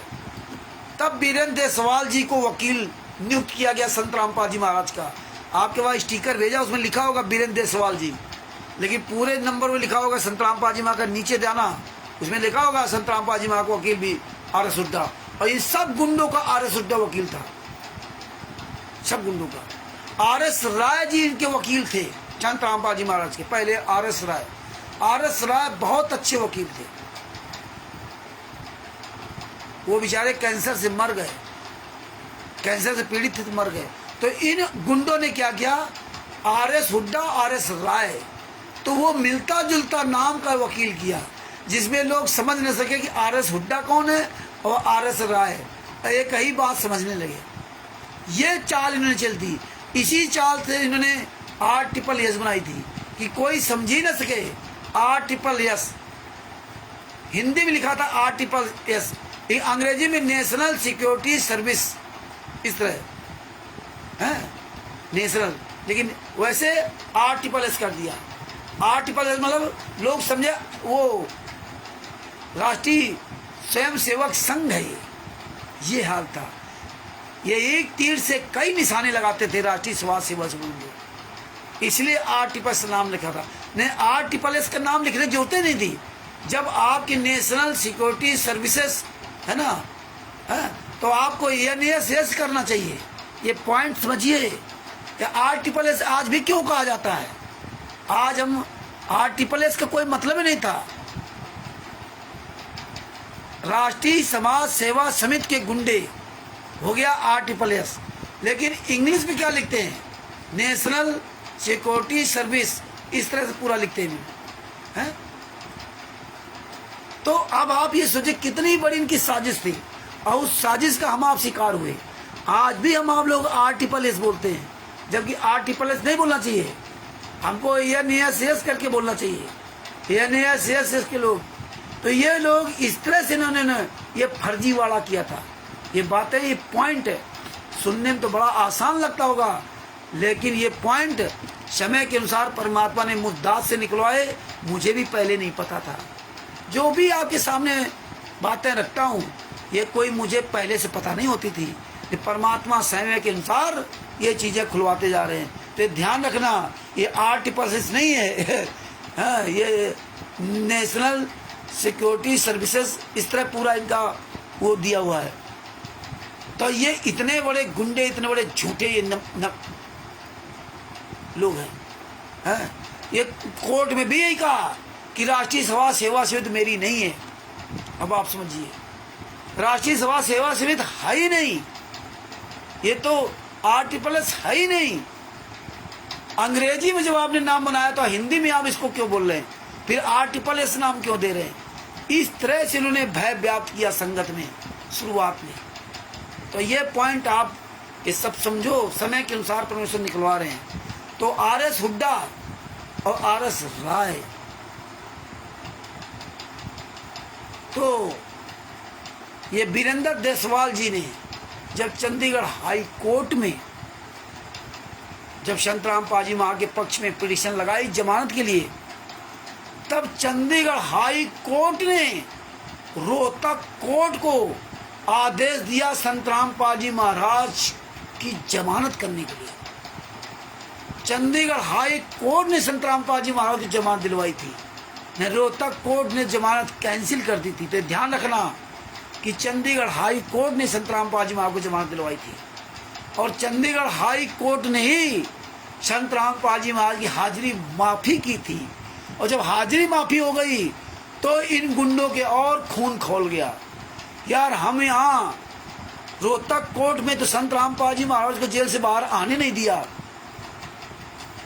2 अप्रैल 2008 को आदेश दिया था।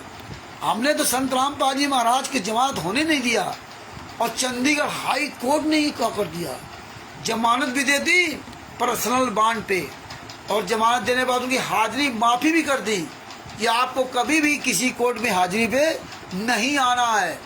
ये राष्ट्रीय समाज सेवा समिति के गुंडों को हजम नहीं हुआ।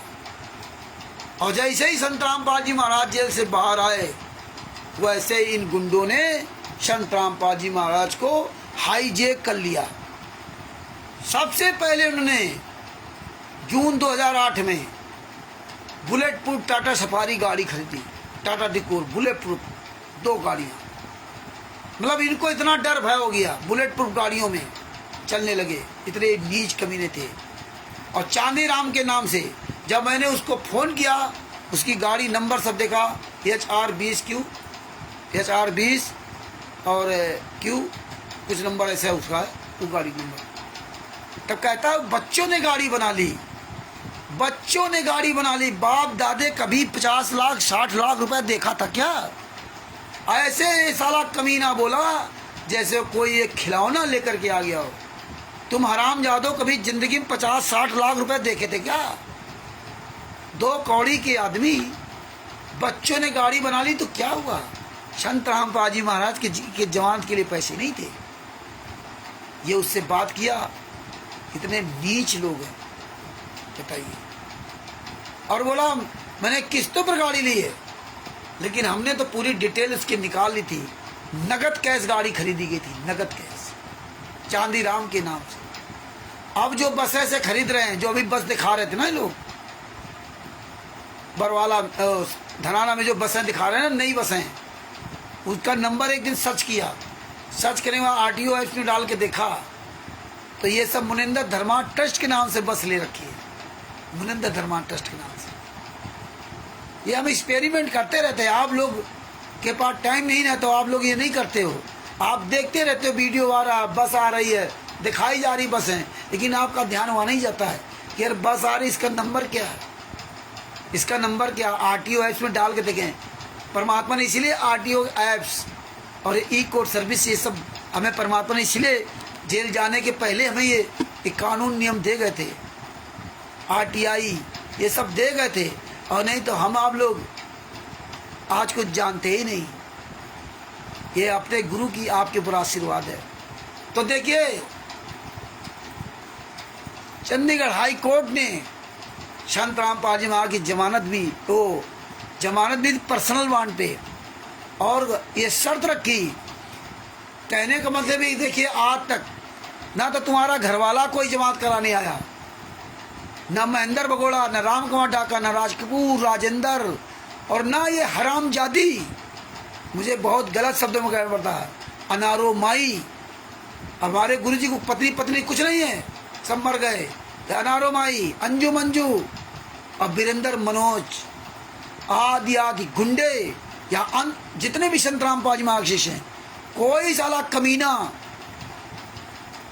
गुरुजी की जमानत नहीं कराई। चंडीगढ़ हाई कोर्ट ने ये संत रामपाल जी महाराज को बताया कि देख लो, तुम्हारा इस दुनिया में कोई नहीं है, ना तो तुम्हारे कोई शिष्य, ना तो तुम्हारा कोई कुछ भी, इसलिए मैं तुमको आपके पर्सनल बॉन्ड में जमानत देता हूँ। और उस दिन उनका वकील भी देसवाल जी नहीं थे, वीरेंद्र देसवाल जी नहीं थे, क्योंकि चंडीगढ़ हाई कोर्ट ने आदेश दिया था। इसलिए जब चंडीगढ़ हाई कोर्ट का आदेश हो गया तो वकील हो अथवा ना हो, वकील तो केवल अपनी पिटीशन लगाई संत रामपाल जी महाराज जमानत के लिए। उन्होंने अपना ईमानदारी से काम किया वीरेंद्र देसवाल जी ने। धन्य है वो वीरेंद्र देसवाल जी एडवोकेट, जो ये गुंडे उनको खरीद नहीं पाए, और नहीं तो ये गुंडे उनको भी खरीद लेते। हर वकील बिकाऊ नहीं है, हर जज बिकाऊ नहीं है। अरे अभी इस देश में सच्चे लोग हैं, सच्चे लोगों की वजह से ये दुनिया टिकी है। चंद लोग हैं, मात्र 10-15% लोग हैं जो नीच हरामखोर हैं, लेकिन उनका बोलवाला इसलिए है कि उनके साथ अच्छे लोग लगे हुए हैं अनजान में, इसलिए वो ज़्यादा दिखाई देते हैं। बाकी अभी 10-15% से ज़्यादा नहीं हो सकते। 10-15% भी हो जाएंगे तो जीना हराम कर देंगे। ये धरती इसलिए टिकी हुई है कि अभी भी सच्चाई कम से कम 85-90% सच्चे लोग हैं इस दुनिया में। याद रखना, सच को सच कहने वाले और झूठ को झूठ कहने वाले। तो ये कोर्ट ने चंडीगढ़ हाई कोर्ट ने संत रामपाल जी महाराज को ये समझाने की कोशिश की थी कि देख लो, हम तुमको दे रहे हैं जमानत पर्सनल बॉन्ड में, मतलब कोई किसी गारंटी नहीं ले रहे हैं। तुम्हारे रोहतक कोर्ट ने तुम्हें जमानत नहीं दी, किसी गुंडे ने जमानत नहीं, तुम्हारे किसी घर परिवार वाले, तुम्हारी पत्नी तक तुम्हारी नहीं हुई, तुम्हारी बेटी तुम्हारी नहीं हुई। आज जो बरवाला कांड में देखो, पत्नी और बेटी कैसे आरती उतार रही। तिमिर दूत पवन ठग जैसे कमीने, संजय और नकली नाना जैसे कैसे में 5 बाती, फलाने बाती, ढिमका बाती लगाकर लोग कैसे गुमराह कर रहे हैं। और धिक्कार है इन जैसे कमीनों को जो इन गुंडों के चक्कर में आकर अपना जीवन बर्बाद कर रहे हैं। तो भगत भाइयों, चंडीगढ़ हाई कोर्ट ने पर्सनल बॉन्ड पे जमानत दी और फुल छूट दे दी कि आपको किसी तारीख पे नहीं आना। इन गुंडों को हजम नहीं हुआ, यार मैं तो जमानत करा के आया हूँ, मुझे तो तारीख पे जाना पड़ता है। और संत रामपाल जी महाराज को तो हमने फंसाने का काम किया था, लेकिन ये तो उल्टा काम हो गया है। तो इनको रास नहीं आया, तो इन गुंडों ने चौथा कांड 2012 में, 2013 में इन्होंने आग मूत दी। जबकि संत रामपाल जी महाराज ने कहा था कि हमें वो आश्रम नहीं चाहिए। अरे जब अब्राहिम सुल्तान अदम जी ने पूरा राज त्याग दिया, नरसिंह जी को जब ज्ञान हुआ तो 56 करोड़ उस जमाने में सोने की गिन्नियां वो लुटा दी। 56 करोड़ गिन्नियां, आज तो 56 अरब खरब होंगे। वो 56 करोड़ सोने की गिन्नियों से आज हो सकता है उस पैसे से एक पूरा जिला खरीद लिया जाए, पूरा जिला। इतने आज उनकी कीमत होगी, ये समझ लीजिए। पूरे जिले की जमीन खरीद ले आदमी, और वो त्याग दिया। तो ये सतलोक का आश्रम करो था किस चीज की था, किस बात का था? क्योंकि संत रामपाल जी महाराज क्या लेना ना आश्रम से। संत रामपाल जी महाराज ने इन गुंडों से मना किया कि भैया जहाँ इस तरह घटना हुई हो, खून खराबा हुआ हो, मुझे वो जगह नहीं चाहिए, मुझे वो जगह नहीं चाहिए। लेकिन इन गुंडों को तो अपना काम करना था, लेकिन ये गुंडे नहीं माने। आग उगलते रहे, तुम तो भक्ति करने आए थे, तुम तो नरसिंह जी बनने आए थे, ज्ञान सुनाते नरसिंह जी का, तुम्हें तो मीरा जी तुम बनने आए थे। और नानक जी ने तो दूसरे के दुकान का सामान लुटा दिया था। तेरा अपना भी सामान नहीं था। लेकिन जब हिसाब किताब हुआ तो 20 रुपए उसमें बढ़े हुए। उस मालिक ने 20 रुपए नानक जी को देने लगा। नानक जी ने कहा तू ही रख ले, मुझे नहीं चाहिए। भगत भाइयों समझो, ये आश्रम के लिए मर गए, लड़ गए ये हरामजादों ने, इन कमीनों ने। अरे तुम भक्ति करने आए थे, तुम्हें तो सुदर्शन सुपच बनना था, तुम्हें तो योगी बनना था। और जब तक योगी नहीं बनोगे, आप सब लोग कान खोल के सुन लो, जो मेरे गुरुजी संत रामपाल जी महाराज ने बताया कि जब तक आप सुदर्शन सुपच नहीं बनोगे, तब तक आप इस संसार से कभी पार हो ही नहीं सकते। जब तक आप कबीर साहब की तरह नहीं बनोगे कि अपनी खून पसीने की कमाई से खुद खर्च करो, अपने मुंह बोले माता पिता, अपने बच्चों का पालन करो मेहनत की कमाई से। कबीर साहब से ज्यादा मेहनत आप नहीं कर सकते, उनके जैसा आप त्याग नहीं कर सकते जो असंख्य ब्रह्मांडों के मालिक 120 साल तक यहाँ करके दिखाए। एक झोपड़ी में रहे, भूखे प्यासे रहे और अपनी मेहनत की कमाई से खाते रहे। तुम आज लोग पवन ठग, संजय ठग, गद्दारों, राष्ट्रीय सेवा समिति गुंडों, भगतों के पैसे से मौज करते हो और आरती उतार करके बड़े अपने आप को भगत दिखाते हो, वो भी वीडियो डालते हो। ये दिखावे की भक्ति है, हैं? ये विचार कीजिए। जब तक योगी नहीं बनोगे ना, इस संसार से पार हो ही नहीं सकते।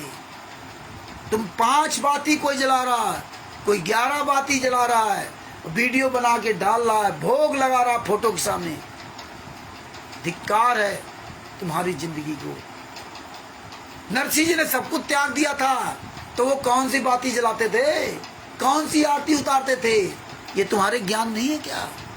नानक जी ने सब त्याग दिया था, तो कौन सी आरती उतारते थे? अब्राहिम सुल्तान अदम जी ने घर त्याग दिया, जंगल में रहते थे, वो कौन सी 5 बाती जलाते थे? वो कौन से देसी घी की जलाते थे? शिव शंभर ने की जिक्र में खाने को नहीं था, वो कौन सी ज्योति जलाते थे? 10-10, 12-12, 5-5 ज्योति। ये तुम मूर्खों को समझ में नहीं आ रहा है। संत रामपाल जी में आगे शिष्य क्या खाक हो, हैं? दूसरे को बनाई विधि ने। संत रामपाल जी महाराज कहते हैं अपने बच्चे को मैं पैसा ही नहीं देता हूँ, अपने बच्चे को गरीबी देता हूँ, बंदगी देता हूँ, आधीनी भाव देता हूँ। जब वो संत हमें गरीबी देता है, बंदगी देता है, आधीनी भाव देता है, तो ज्योति कहाँ से जलाओगे? कहाँ 56 प्रकार के भोग लगाओगे? अरे कबीर साहब कौन से 56 प्रकार के भोग लगाते थे? उन्होंने तो देसी घी की ज्योति जलाते थे, जिससे पढ़ने भी काम आए, लिखने भी काम आए, हैं? ये सब था। लेकिन क्या से क्या कर दिया। तो भगत भाइयों, ये विचार करो कि इन गुंडों ने संत रामपाल जी महाराज खिलाफ आग मूद दी, आग मूद दी। तब चंडीगढ़ हाई कोर्ट ने कहा हिसार और रोहतक कोर्ट का कोई मतलब नहीं था। ये बातें अब ये जब उस दिन हमने चर्चा की सदभूषण जी से इस फाइल के बारे में, तब ये सारी बातें निकल के आई। पहले मुझे पता नहीं था, तो पहले जो समझते थे उसी हिसाब से बोलते थे, लेकिन अब ये पता चला कि चंडीगढ़ हाई कोर्ट ने उस दिन सदभूषण जी से बहुत डिस्कस किया, तब उन्होंने एक एक पॉइंट समझाया। मैं उनसे आग्रह करूंगा कि आप FIR नंबर 198/2006 का इसकी एक पूरी ऑडियो आप संलग्न ऑडियो बनाइए।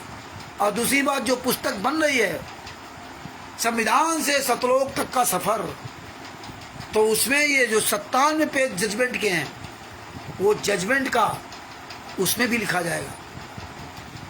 और जब 2023 में ये पुस्तक बनी थी, तो उस समय उस जजमेंट पे ध्यान नहीं गया। और जब समय होता है, समय आता है, ये परमात्मा जानते हैं कि समय पर ही सब कार्य होगा। हम आप बुद्धिमान नहीं हैं, मेरा परमात्मा जब जैसा समय चाहता है वैसे हमारी आपकी बुद्धि को ऑन करता है, तब हम वो बात को डिस्कस कर पाते हैं, तब वो बात सामने आती है। ये परमेश्वर की दया है, और परमेश्वर इस रहस्य को समय समय पर खुलवाते रहते हैं। तो भगत भाइयों, तो आप ये देखिए कि इन गुंडों ने आग मूद दी, और तब चंडीगढ़ हाई कोर्ट ने कहा था कि भाई अब आपकी मैं जो आपको तारीख पे आने की छूट दे रखी थी, हाजिरी माफ़ी कर रखी थी, तो अब मैं आपकी हाजिरी को कैंसिल करता हूँ, हाजिरी माफ़ी को कैंसिल करता हूँ। जब तक हाजिरी माफ़ी कैंसिल नहीं होगी, तब तक आप तारीख पे आपको बुलावा नहीं हो सकता। तो लिखित में तब उनकी हाजिरी माफ़ी कैंसिल की गई, और कैंसिल करने के बाद फिर भी चंडीगढ़ हाई कोर्ट ने संत रामपाल जी महाराज को ये छूट दी कि आप रोहतक कोर्ट आपका दूर पड़ता है, तो आप हिसार कोर्ट में वीडियो कॉन्फ्रेंसिंग के द्वारा आप अपनी तारीख लीजिए। अब आपकी तारीख चालू हो गई, वीडियो कॉन्फ्रेंसिंग के द्वारा अपनी तारीख लीजिए। तब ये काम किया था। लेकिन इन गुंडों ने 2010 में राष्ट्रीय सेवा समिति काले कमांडो ये सब पूरी अपनी सेना तैयारी कर ली थी, क्योंकि इनके बड़े बड़े जो सलाहकार हैं उनसे सब सलाह लेकर के सब काम करते रहे कि भैया खूब गुंडई करो करोथा में, गुंडई करो तो कोर्ट अपने आप इनको जो ना, और ये सब मिल करके वहाँ की सरकार और जो आर्य समाजी, ये जो स्वयं आर्य समाजी थे, ये मिल करके कांड पे कांड करते रहे। 2013 वाले कांड में उसमें भी 2-3 लोग मरे थे, कई लोग घायल हुए थे, 3 लोगों की मौत हुई। वो केस नहीं हुआ संत रामपाल जी महाराज का, लेकिन 2006 में जो एक की मौत हुई वो संत रामपाल जी महाराज केस लगा दिया। ये देखिए विडम्बना। और 2013 वाला केस नहीं लगा, ये आप समझिए, क्योंकि पुलिस प्रशासन वहाँ थी।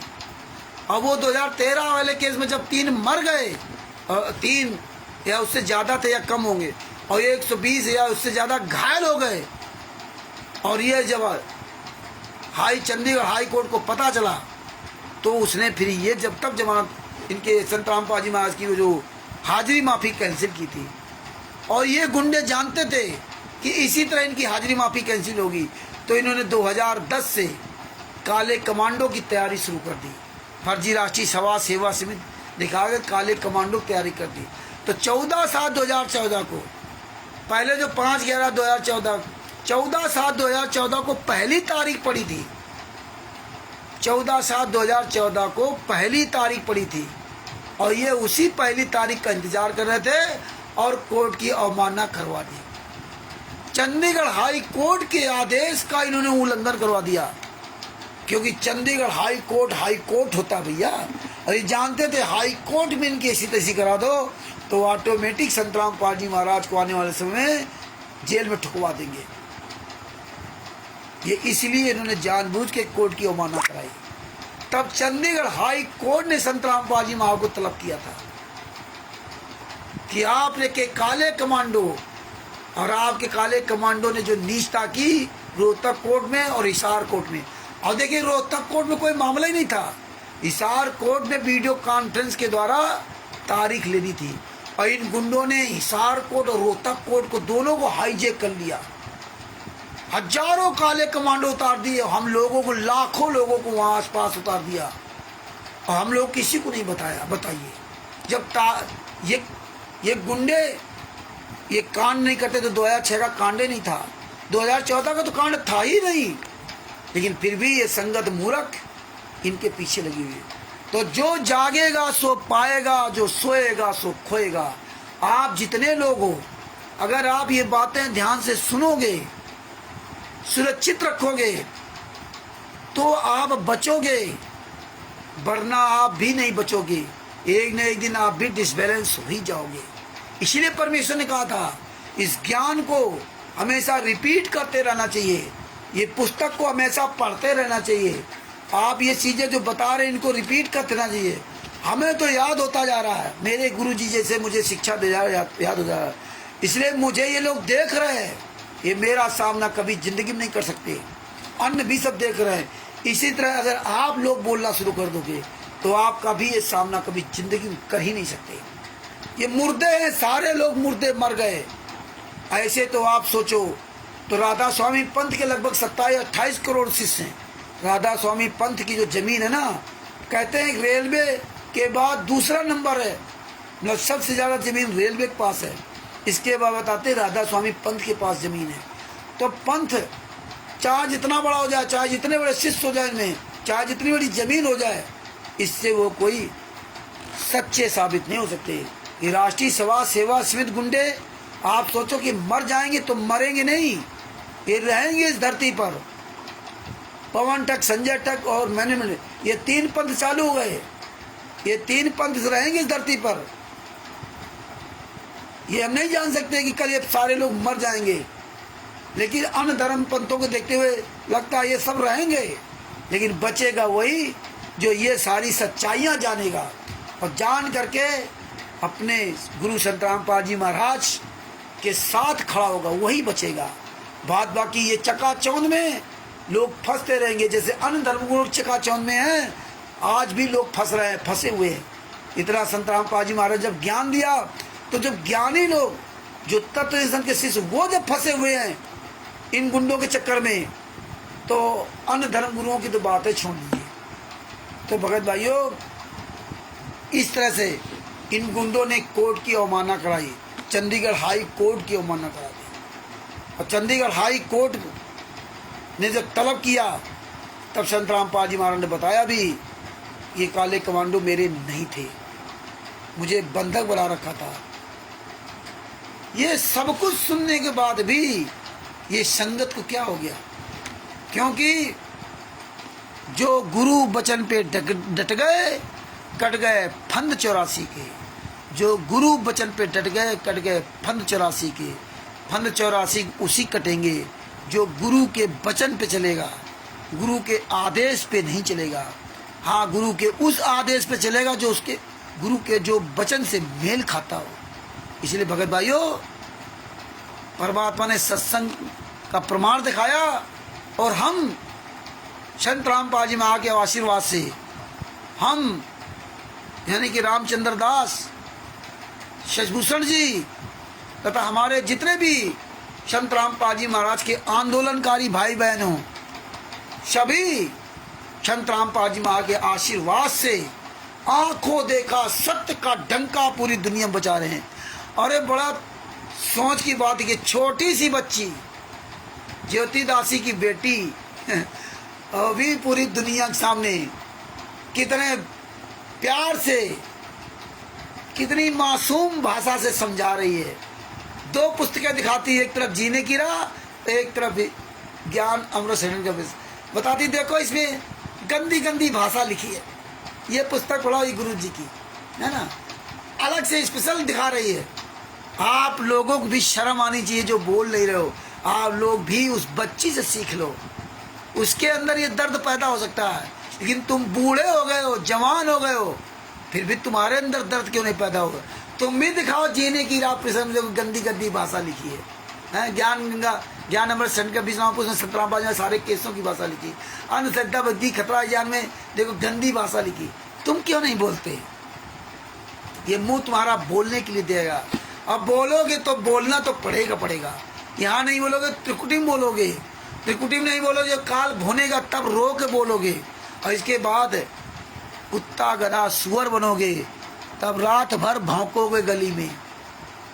फिर हमारे जैसा अन्य कोई निकलेगा 2 लठ मारेगा, साला नींद खराब कर दे रहा, रात भर भौ भौ भौ करा रहता।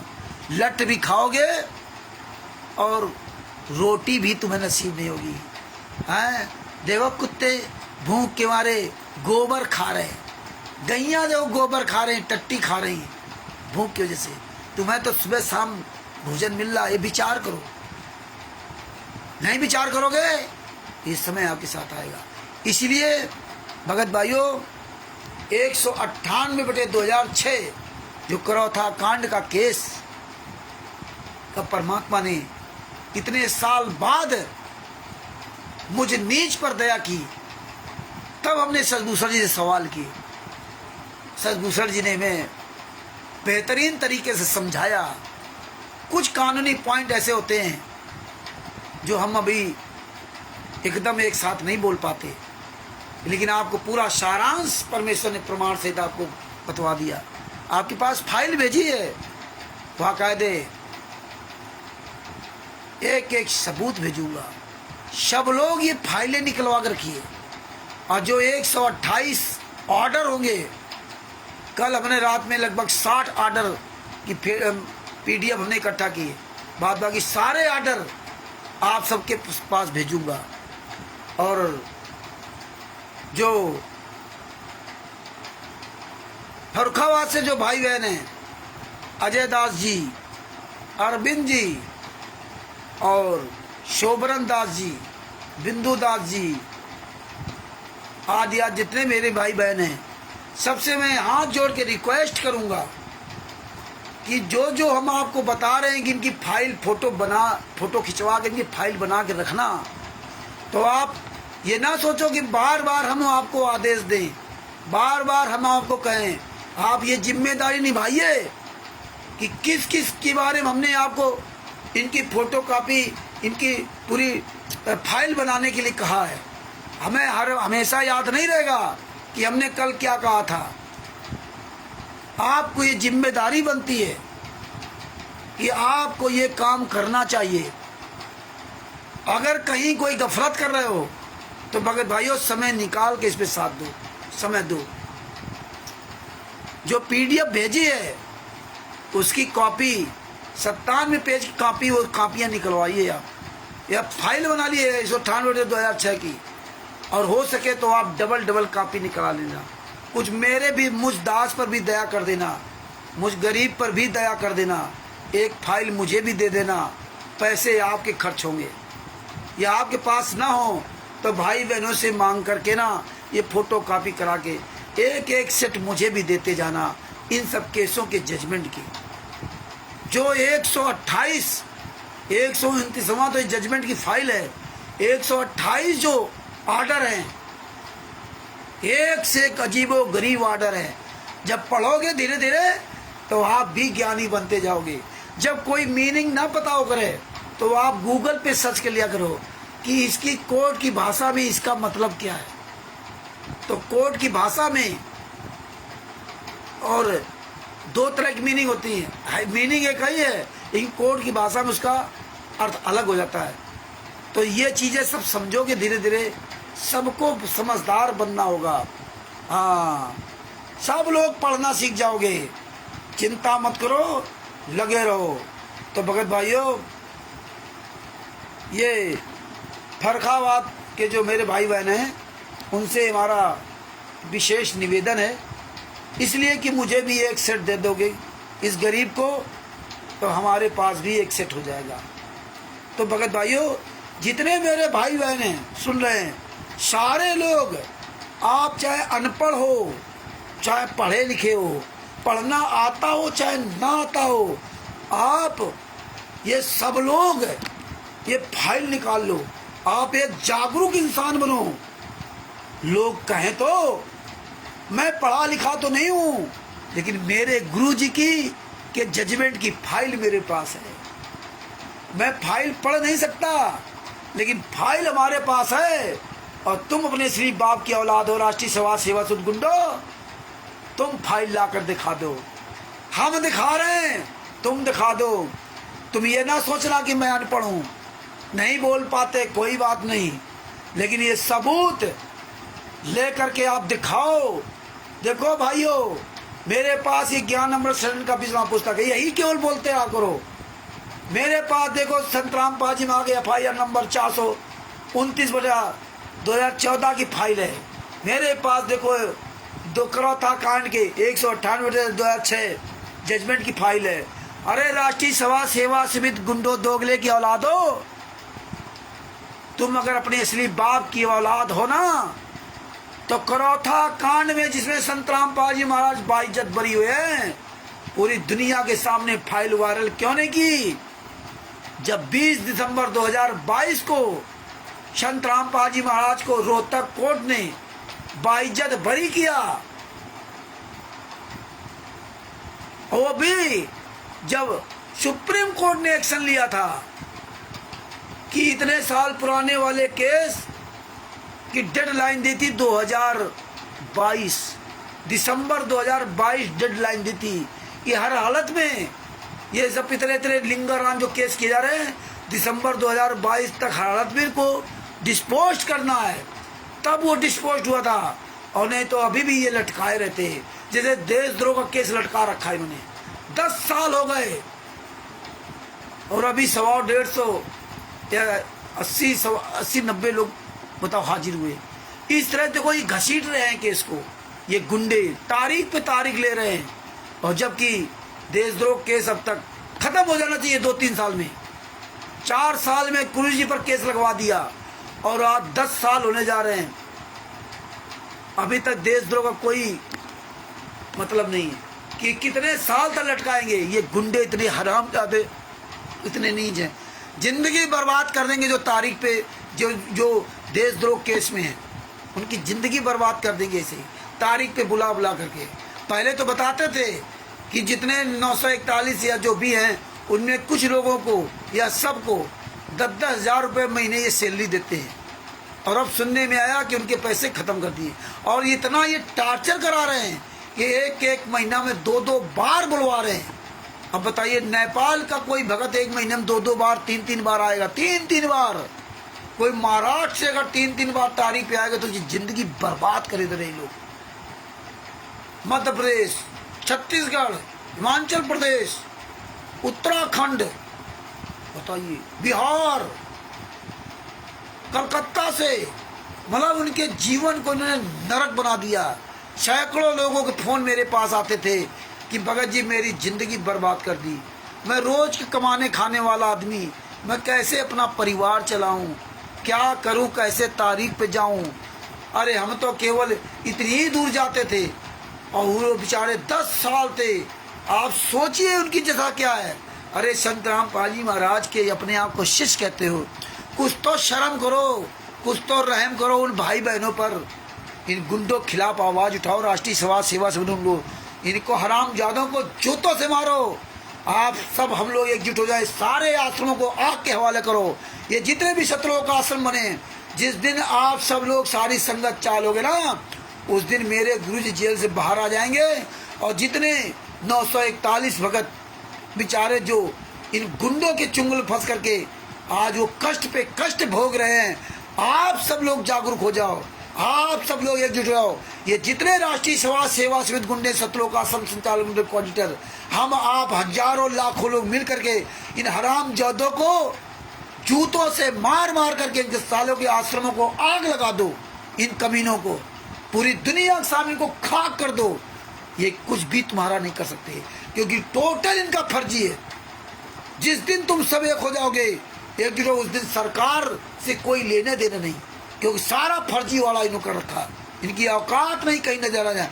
जहां मिल जाए पुस्तक बेचने वाले, इन हराम जादों को जूतों से मारो, लाठियों से मारो। हमें कानून का ही उल्लंघन करना पड़ेगा। जब कानून गलत काम कर रहा है तो हमें क्या करना चाहिए? ये तो गुंडे हैं, ये कहीं भी नहीं जाएंगे। जूतों से मारो, लाठियों से मारो, मार डालो साले हरामजादों को, इनको कूट कूट करके साले ये दूसरे की जिंदगी बर्बाद कर रहे हैं। एक जिंदा गुरु को लाश बना दिया और फोटो की पूजा करें। ये पुस्तक बेचने वालों को, ऑडिटरों को, नामदान संचालकों को, ये विष्णु साहू, जितने स्टेट कोऑर्डिनेटर, जितने नामदान संचालक, जितने भी आश्रम संचालक जहां भी मिल जाएं, आप सब एकजुट होकर इनको हराम जातों की गाड़ी से फूंक दो, जिंदा जला दो इन हराम जातों को। ये सालों राक्षसों को यहाँ जीने का कोई अधिकार नहीं है। रावण को राम ने मारा था, और राम कौन थे? कबीर साहब। तो ये रावण से ज्यादा नीच हैं। हिरण्याकश्यप को किसने मारा? कबीर साहब ने पेट फाड़ा था। तो तुम सब हम लोग किस बात का इंतजार कर रहे हो? इन हराम जादों को बोटी बोटी काट डालो, कमीनों को। ये कोर्ट में नहीं जा सकते, कोर्ट में भी ये साबित नहीं कर सकते कि ये असली हो कि नकली हो। इसीलिए भगत भाइयों, एक एक पॉइंट समझिए। राष्ट्रीय सभा सेवा समिति गुंडो, कॉरिडोर, नामदान संचालकों, स्टेट का साले मेरी वीडियो तो तुम सुनते ना? हराम दादे साले, मैं तुझे से बात कर रहा हूँ। राष्ट्रीय सभा सेवक गुंडा महेंद्र गुड़ा, राम कुमार, राजकपूर, राजेंद्र, पुरुषोत्तम सैनी, और ये जो विष्णु साहू, 3 पत्नियों के पति, कुत्ते की औलाद, नरेश दीपक पंजाब के, ये जितने भी हराम जाते, ये देशराज, सतलोक आश्रम सामलिक गुंडा, साले कुत्ते की औलाद, और ये राजस्थान की अन्नू दासी और प्रकाश माली। अरे तुझ हराम जादी के कीड़े पड़ेंगे, कीड़े, कुत्ते की मौत मरेगी। फर्जी नाम दीक्षा दे रहे ना, हाँ, बोटी बोटी काटी जाएगी तुम कमीनों पे, याद रखने ना, जितने भी हो। ये सुन लो, ये संगत जिस दिन ये मूड घूम गया ना इसका, उस दिन तुम हराम जादों को चेहरा छिपाने की नहीं मिलेगी, क्योंकि तुम्हारी पहचान पूरी दुनिया में हो गई है। तुम कहीं भाग के नहीं जा सकते हराम जादो। तुम नामदान संचालकों, क्वालिटरों, तुम्हारे रिश्ते नातेदार, तुम्हारे बच्चे, तुम्हारी पत्नी ही तुम्हारे पर जूता चलाएगी। जिस दिन ये सारे भगत समाज जाग गया, उल्टा घूम गया, पत्नी भी कहेगी कि हराम जादा में चोरी, बेईमानी, ठगी करके ये लाता था। जिस तरह से वाल्मीकि जी के बारे में कहा गया था कि वाल्मीकि जी जो ना डाकू थे, लूट मार करते थे। एक कोई साधु आया, साधु को लूट लिया। साधु ने डाकू जो वाल्मीकि से कहा कि अपने ये काम किस लिए कर रहे हो? बोले अपने बच्चों को पालने के लिए ये मैं चोरी कर रहा हूं, आपको लूट रहा हूं। साधु ने कहा कोई बात नहीं, आपको जो मेरे पास है वो सब ले लीजिए और आप अपने घर जाइए। घर जाकर के अपने बच्चों से, पत्नी से पूछना कि जो ये हम डाकूगिरी काम करके लोगों को, राहगीरों को लूट करके लाते हैं और उससे आप सब लोग खाते पीते हो, सबका पालन पोषण होता है।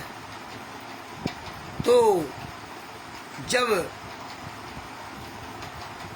धर्मराज के दरबार में ये लेखा जोखा होगा तो उसमें आप भी भागीदार बनोगे, पाप के भागीदार आप भी बनोगे। तो पत्नी और बच्चों ने कहा कि मैं क्यों बनूंगा, मैं क्यों बनूंगी पाप का भागीदार? ये तुम्हारी जिम्मेदारी है कि मुझे चाहे लूट कर कमा खाओ खिलाओ और चाहे कमा करके लाओ। आप पाप कर रहे हो तो आप भोगो, हम उस पर कोई भी जिम्मेदारी नहीं लेते हैं। तब वो लौट करके आया और साधु के चरणों में गिर गया। बोले महाराज ज्ञान हो गया, ये तो कोई तैयार नहीं है पाप का भोगने के लिए। तब कहते ना उल्टा नाम जपत जाना और वाल्मीकि भय ब्रह्म समाना। वाल्मीकि को अकल आ गई इतनी सी बात पे, लेकिन तुम तत्वदर्शी संत रामपाल जी के शिष्यों को 2014 से लगा करके 2025 चल रहा है, 11 साल हो गए और तुम्हें अकल नहीं आई। जो तुम्हारे गुरु ने कहा ठीक उसके उल्टा हो रहा है पूरी दुनिया के सामने। दान पाठ दसवांश का पैसा मांगा रहा है, खून मांगा जा रहा है। हैं? गेहूं महंगा जा रहा है, दाल चावल सब महंगा जा रहा है, शरीर दान करवा दिया, खून दान करवा दिया, नेताओं को भगवान बना दिया, नेताओं के तलवे चाट रहे हैं। तुम्हारे दान पाठ दशवांश का पैसा जगत के लोगों को भंडारा कराया जा रहा है, नेताओं को खिलाया जा रहा है, अन्य लोगों को 75-75 लाख रुपए ये हरामजादों को दिए जा रहे हैं। गौशाला के नाम से 12-12 लाख रुपए दिए जा रहे हैं। वो गौशाला में जर्सी गायियाँ हैं, लग्जरी, एक से VIP गायियाँ, ये कोई गाय नहीं है। आपके पैसे से आप क्यों उनको पैसा दे रहे हो? आप नरक के भागी बन रहे हो। तो भगत भाइयों, वाल्मीकि की तरह बन जाओ। तो भगत भाइयों, टाइम 10:30 बजे जा रहा। सोचा था थोड़ी देर लाइव आऊँगा, फिर क्या करूँ, परमात्मा की दया ऐसी होती है कि इतना लंबा खिंच जाता है। तो ये भगत भाइयों, ये बारीकी से पॉइंट सब समझो, और आप लोग भी वीडियो बनाया करो। राजकुमार यादव जी और कूपदास जी, जितने मेरे भाई बहन हैं, राजकुमार जी समय निकाल लो भैया, रात दिन केवल इसी में ना लगे रहो, वीडियो कुछ बनाओ, अपने गुरु के लिए कुछ बोलो। आप सब लोगों से निवेदन है, ये पता नहीं कब क्या हो जाए। आपका परमेश्वर इतनी बड़ी दया कर रखी है, दिन भर आप सांस ले रहे हो फ्री में, कोई टैक्स नहीं। हमारे यहाँ सास जी हैं, आज उनकी ये दशा है कि उनकी ऑक्सीजन कमी हो जाती है। रात में सोते समय ऑक्सीजन की कमी होती है। एक सिलेंडर लगा रहता है घर में, और रात में एक आदमी जागता है। आज वाइफ घर में हमारे नहीं है, रात में एक आदमी जागता है 24 घंटे। ये प्रॉब्लम उनको हो गई। रात में सोते सोते ऑक्सीजन कमी हो जाती है, और ऑक्सीजन कमी होते एक आदमी जागता है, जैसे ऑक्सीजन कम होते वैसे सिलेंडर से बढ़ाते हैं ऑक्सीजन, जबकि ऑक्सीजन लगी रहती है। तो नॉर्मल में लगी है, और जब कम हो गई तो तुरंत बढ़ानी पड़ती, और नहीं बढ़ाई तो दशा खराब हो जाती। तो आप सोचिए, जो ऑक्सीजन आप ले रहे हो सांस, अभी आपका इसका मोल नहीं पता है। पता तब चलेगा आप लोगों को जब ये परिस्थिति आ जाएगी। लेकिन आप लोग पैसा रूपी नींद में सोए हुए हो। आप लोगों के पास टाइम नहीं पड़े गुरु के 5 मिनट बोलने के लिए। अगर बोल रहे हो तो अच्छी बात है, चाहे राजकुमार जी हो चाहे जो भी हो, मेरी बात को अनथा मत लेना। अगर नहीं बोल रहे हो तो आप ये समझ लीजिए कि आप अपने लिए क्या कर रहे हो। ये ऑक्सीजन आप समझ लीजिए, एक सिलेंडर कितने रुपए का ऑक्सीजन का सिलेंडर आता है, उसके लिए सिस्टम कितना बड़ा होता है। उसके लिए रात भर एक आदमी को जागना होगा। ये कल तुम्हारे साथ समस्या हो गई तो तुम्हारी जिंदगी नरक बन जाएगी। लेकिन तुम नहीं सोच रहे हो। जितने भी लोग यहाँ हैं, रोज कंटिन्यूटी बोल नहीं रहे हैं।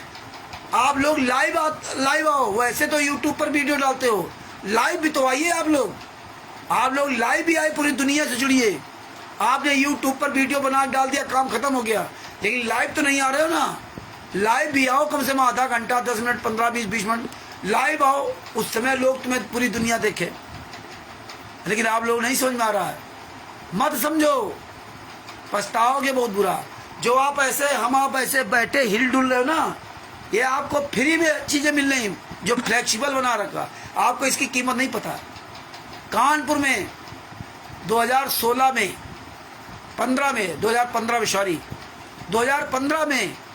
कानपुर के भक्तों में घर घर हम जाना शुरू किया था। हम गुप्ता जी की नाम पता उनका खोज करके उनके घर घर में जाकर के मिलेंगे। उसमें एक भगत ऐसा मिला था जिसकी ये खाल, ये पूरे शरीर की खाल, ये हाथ पैर, ये हिल डुल नहीं सकते थे। जो आज हम ऐसे चला रहे ना, ये सब नहीं कर सकता था। ये सब पूरा टाइट हो गए थी खाल।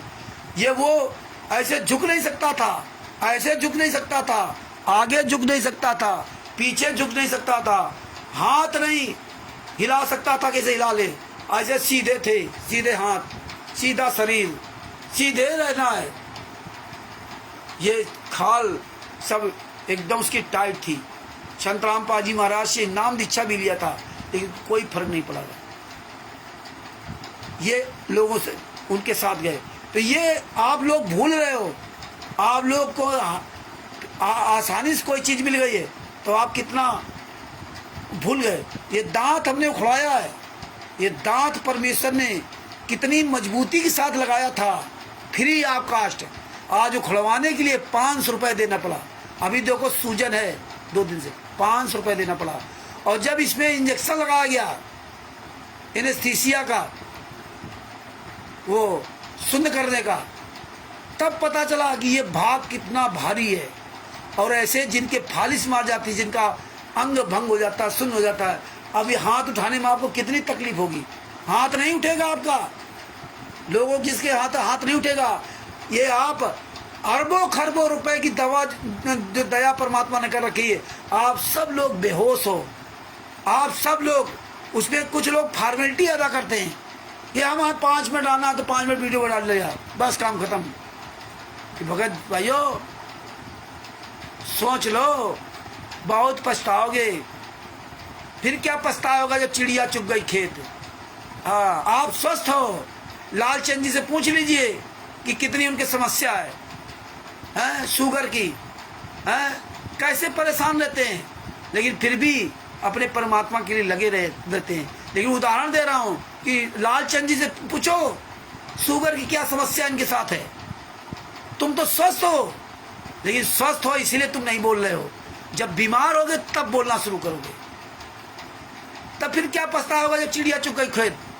स्वस्थ सुंदर शरीर परमात्मा ने दिया और तुम्हारी हिम्मत नहीं पड़ रही कि अपने गुरु के लिए रोज आधा घंटा 1 घंटा समय देकर बोलें। हैं?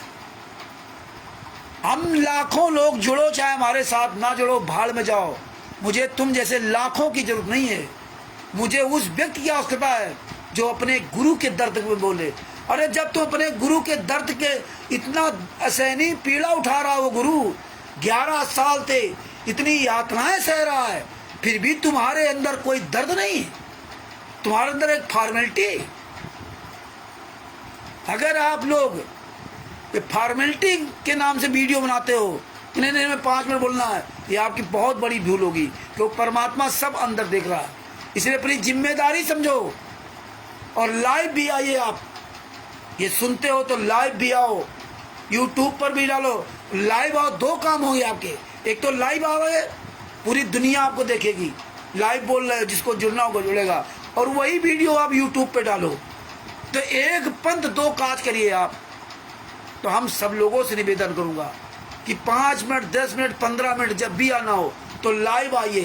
पहले मैसेज डाल दो कि हम इतने समय लाइव आ रहे हैं, और लाइव बोलिए, और फिर वही वीडियो उठा करके यूट्यूब पे डाल दीजिए। तो 2 काम आपके होंगे।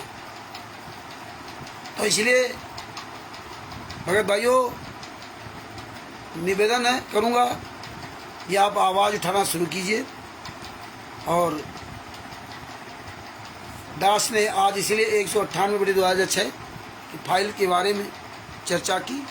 ये बातें ध्यान रखना, ये फाइल भेजूंगा और भी कई बार बताऊंगा। अभी सजभूषण जी से इसकी रिकॉर्डिंग बनवाऊंगा कि आप एक रिकॉर्डिंग बनाइए। 198/2006 चौथा खंड के जजमेंट की पूरी एक रिकॉर्डिंग बनवाऊंगा। ये बहुत इम्पोर्टेंट सब्जेक्ट है और इसका पूरा विवरण संविधान से सतलोक तक का सफ़र वाली पुस्तक में लिखवाऊंगा। इसलिए भगत भाइयों, और जो रिकॉर्डिंग बनाऊंगा उसमें बाकायदे पार्ट 1 पार्ट 2 पार्ट 3 करके बनाऊंगा। इतने पेज से इतने पेज तक, इतने पेज से इतने पेज तक, जिससे आप लोग आसानी से हर चीज़ को समझ सकें। तो भगत भाइयों ये सब फाइल निकाल के रखना। दास अपने शब्दों की विराम देता है। ये ज्ञान अमृत शरण का 20 नाम पुस्तक है, इसका अच्छे से प्रचार कीजिए। अपने शब्दों का दास ये विराम देता है। हम सभी भाई बहन मिल करके, एक साथ मिल करके अपने सतगुरुदेव संतराम पाल जी महाराज की जय बोलते हैं। बंदी छोड़ सतगुरु संतराम पाल जी महाराज की जय हो। परमात्मा की सभी प्यारी आत्माओं को कानपुर से रामचंद्र दास को साहिब। दास का मोबाइल नंबर 9140626268। इस वीडियो को अधिक से अधिक शेयर करें। बिहार के सीनियर एडवोकेट सतभूषण जी के द्वारा ये ज्ञान अमृत शरण कबीर नाम पुस्तक जो लिखी गई है, उनका मोबाइल नंबर है 9931592093। आप उनसे ये पुस्तक मंगवा सकते हैं। बिहार के सीनियर एडवोकेट सतभूषण जी, सत साहिब चैरिटेबल ट्रस्ट एवं सत साहिब सेवा दल के राष्ट्रीय प्रबंधक हैं और परमात्मा की दया से जो राष्ट्रीय प्रबंधक जी हैं सत साहिब चैरिटेबल ट्रस्ट के सतभूषण जी, एडवोकेट भी, सीनियर एडवोकेट भी, उन्होंने दास के अंदर जो भी अच्छाई बुराई देखी हो, उस आधार से उन्होंने मुझे राष्ट्रीय प्रवक्ता का पदभार दिया है। पदभार, भार मतलब जिम्मेदारी।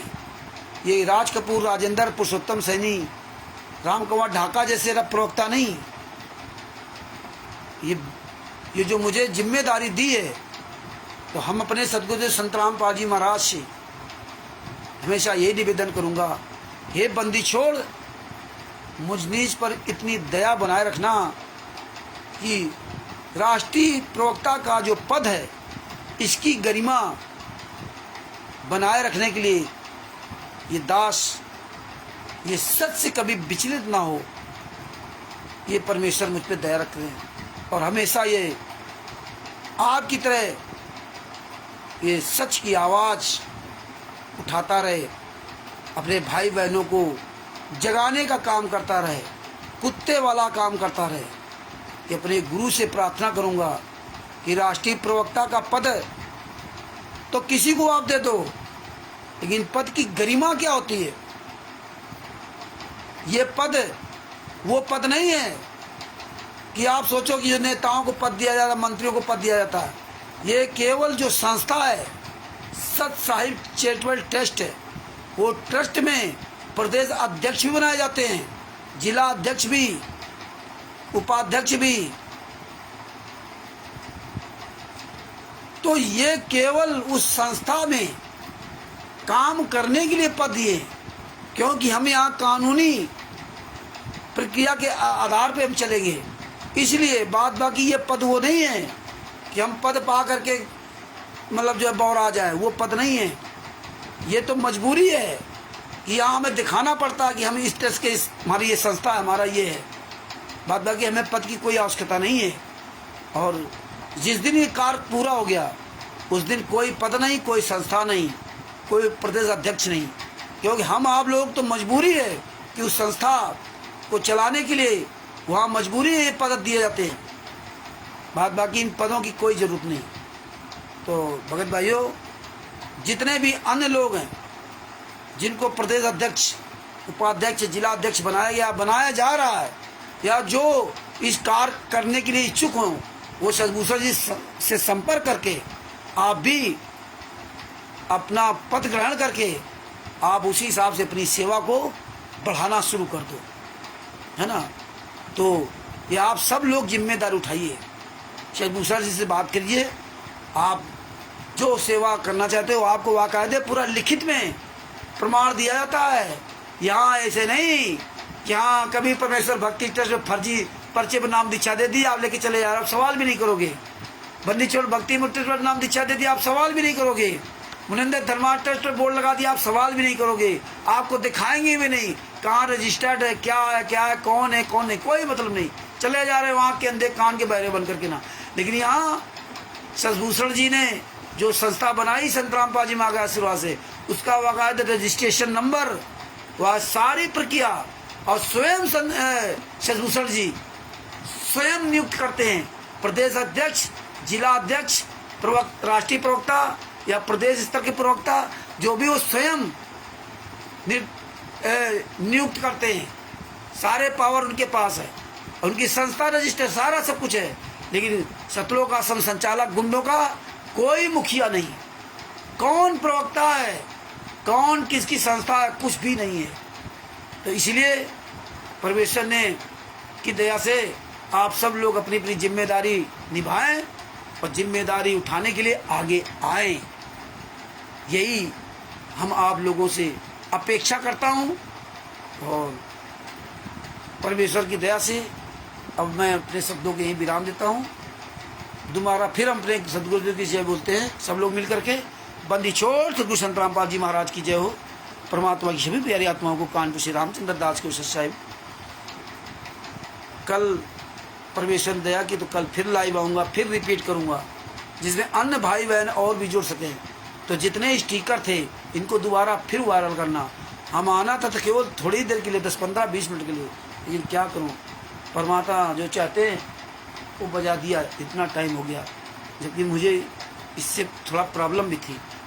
तो भगत भाइयों, अब दूसरा मोबाइल हो तो हम दूसरा वो 97 पेज का या जितने वो हम आपको पढ़ के भी सुना सकते हैं, लेकिन मजबूरी हमारे पास है कि दूसरा मोबाइल नहीं है।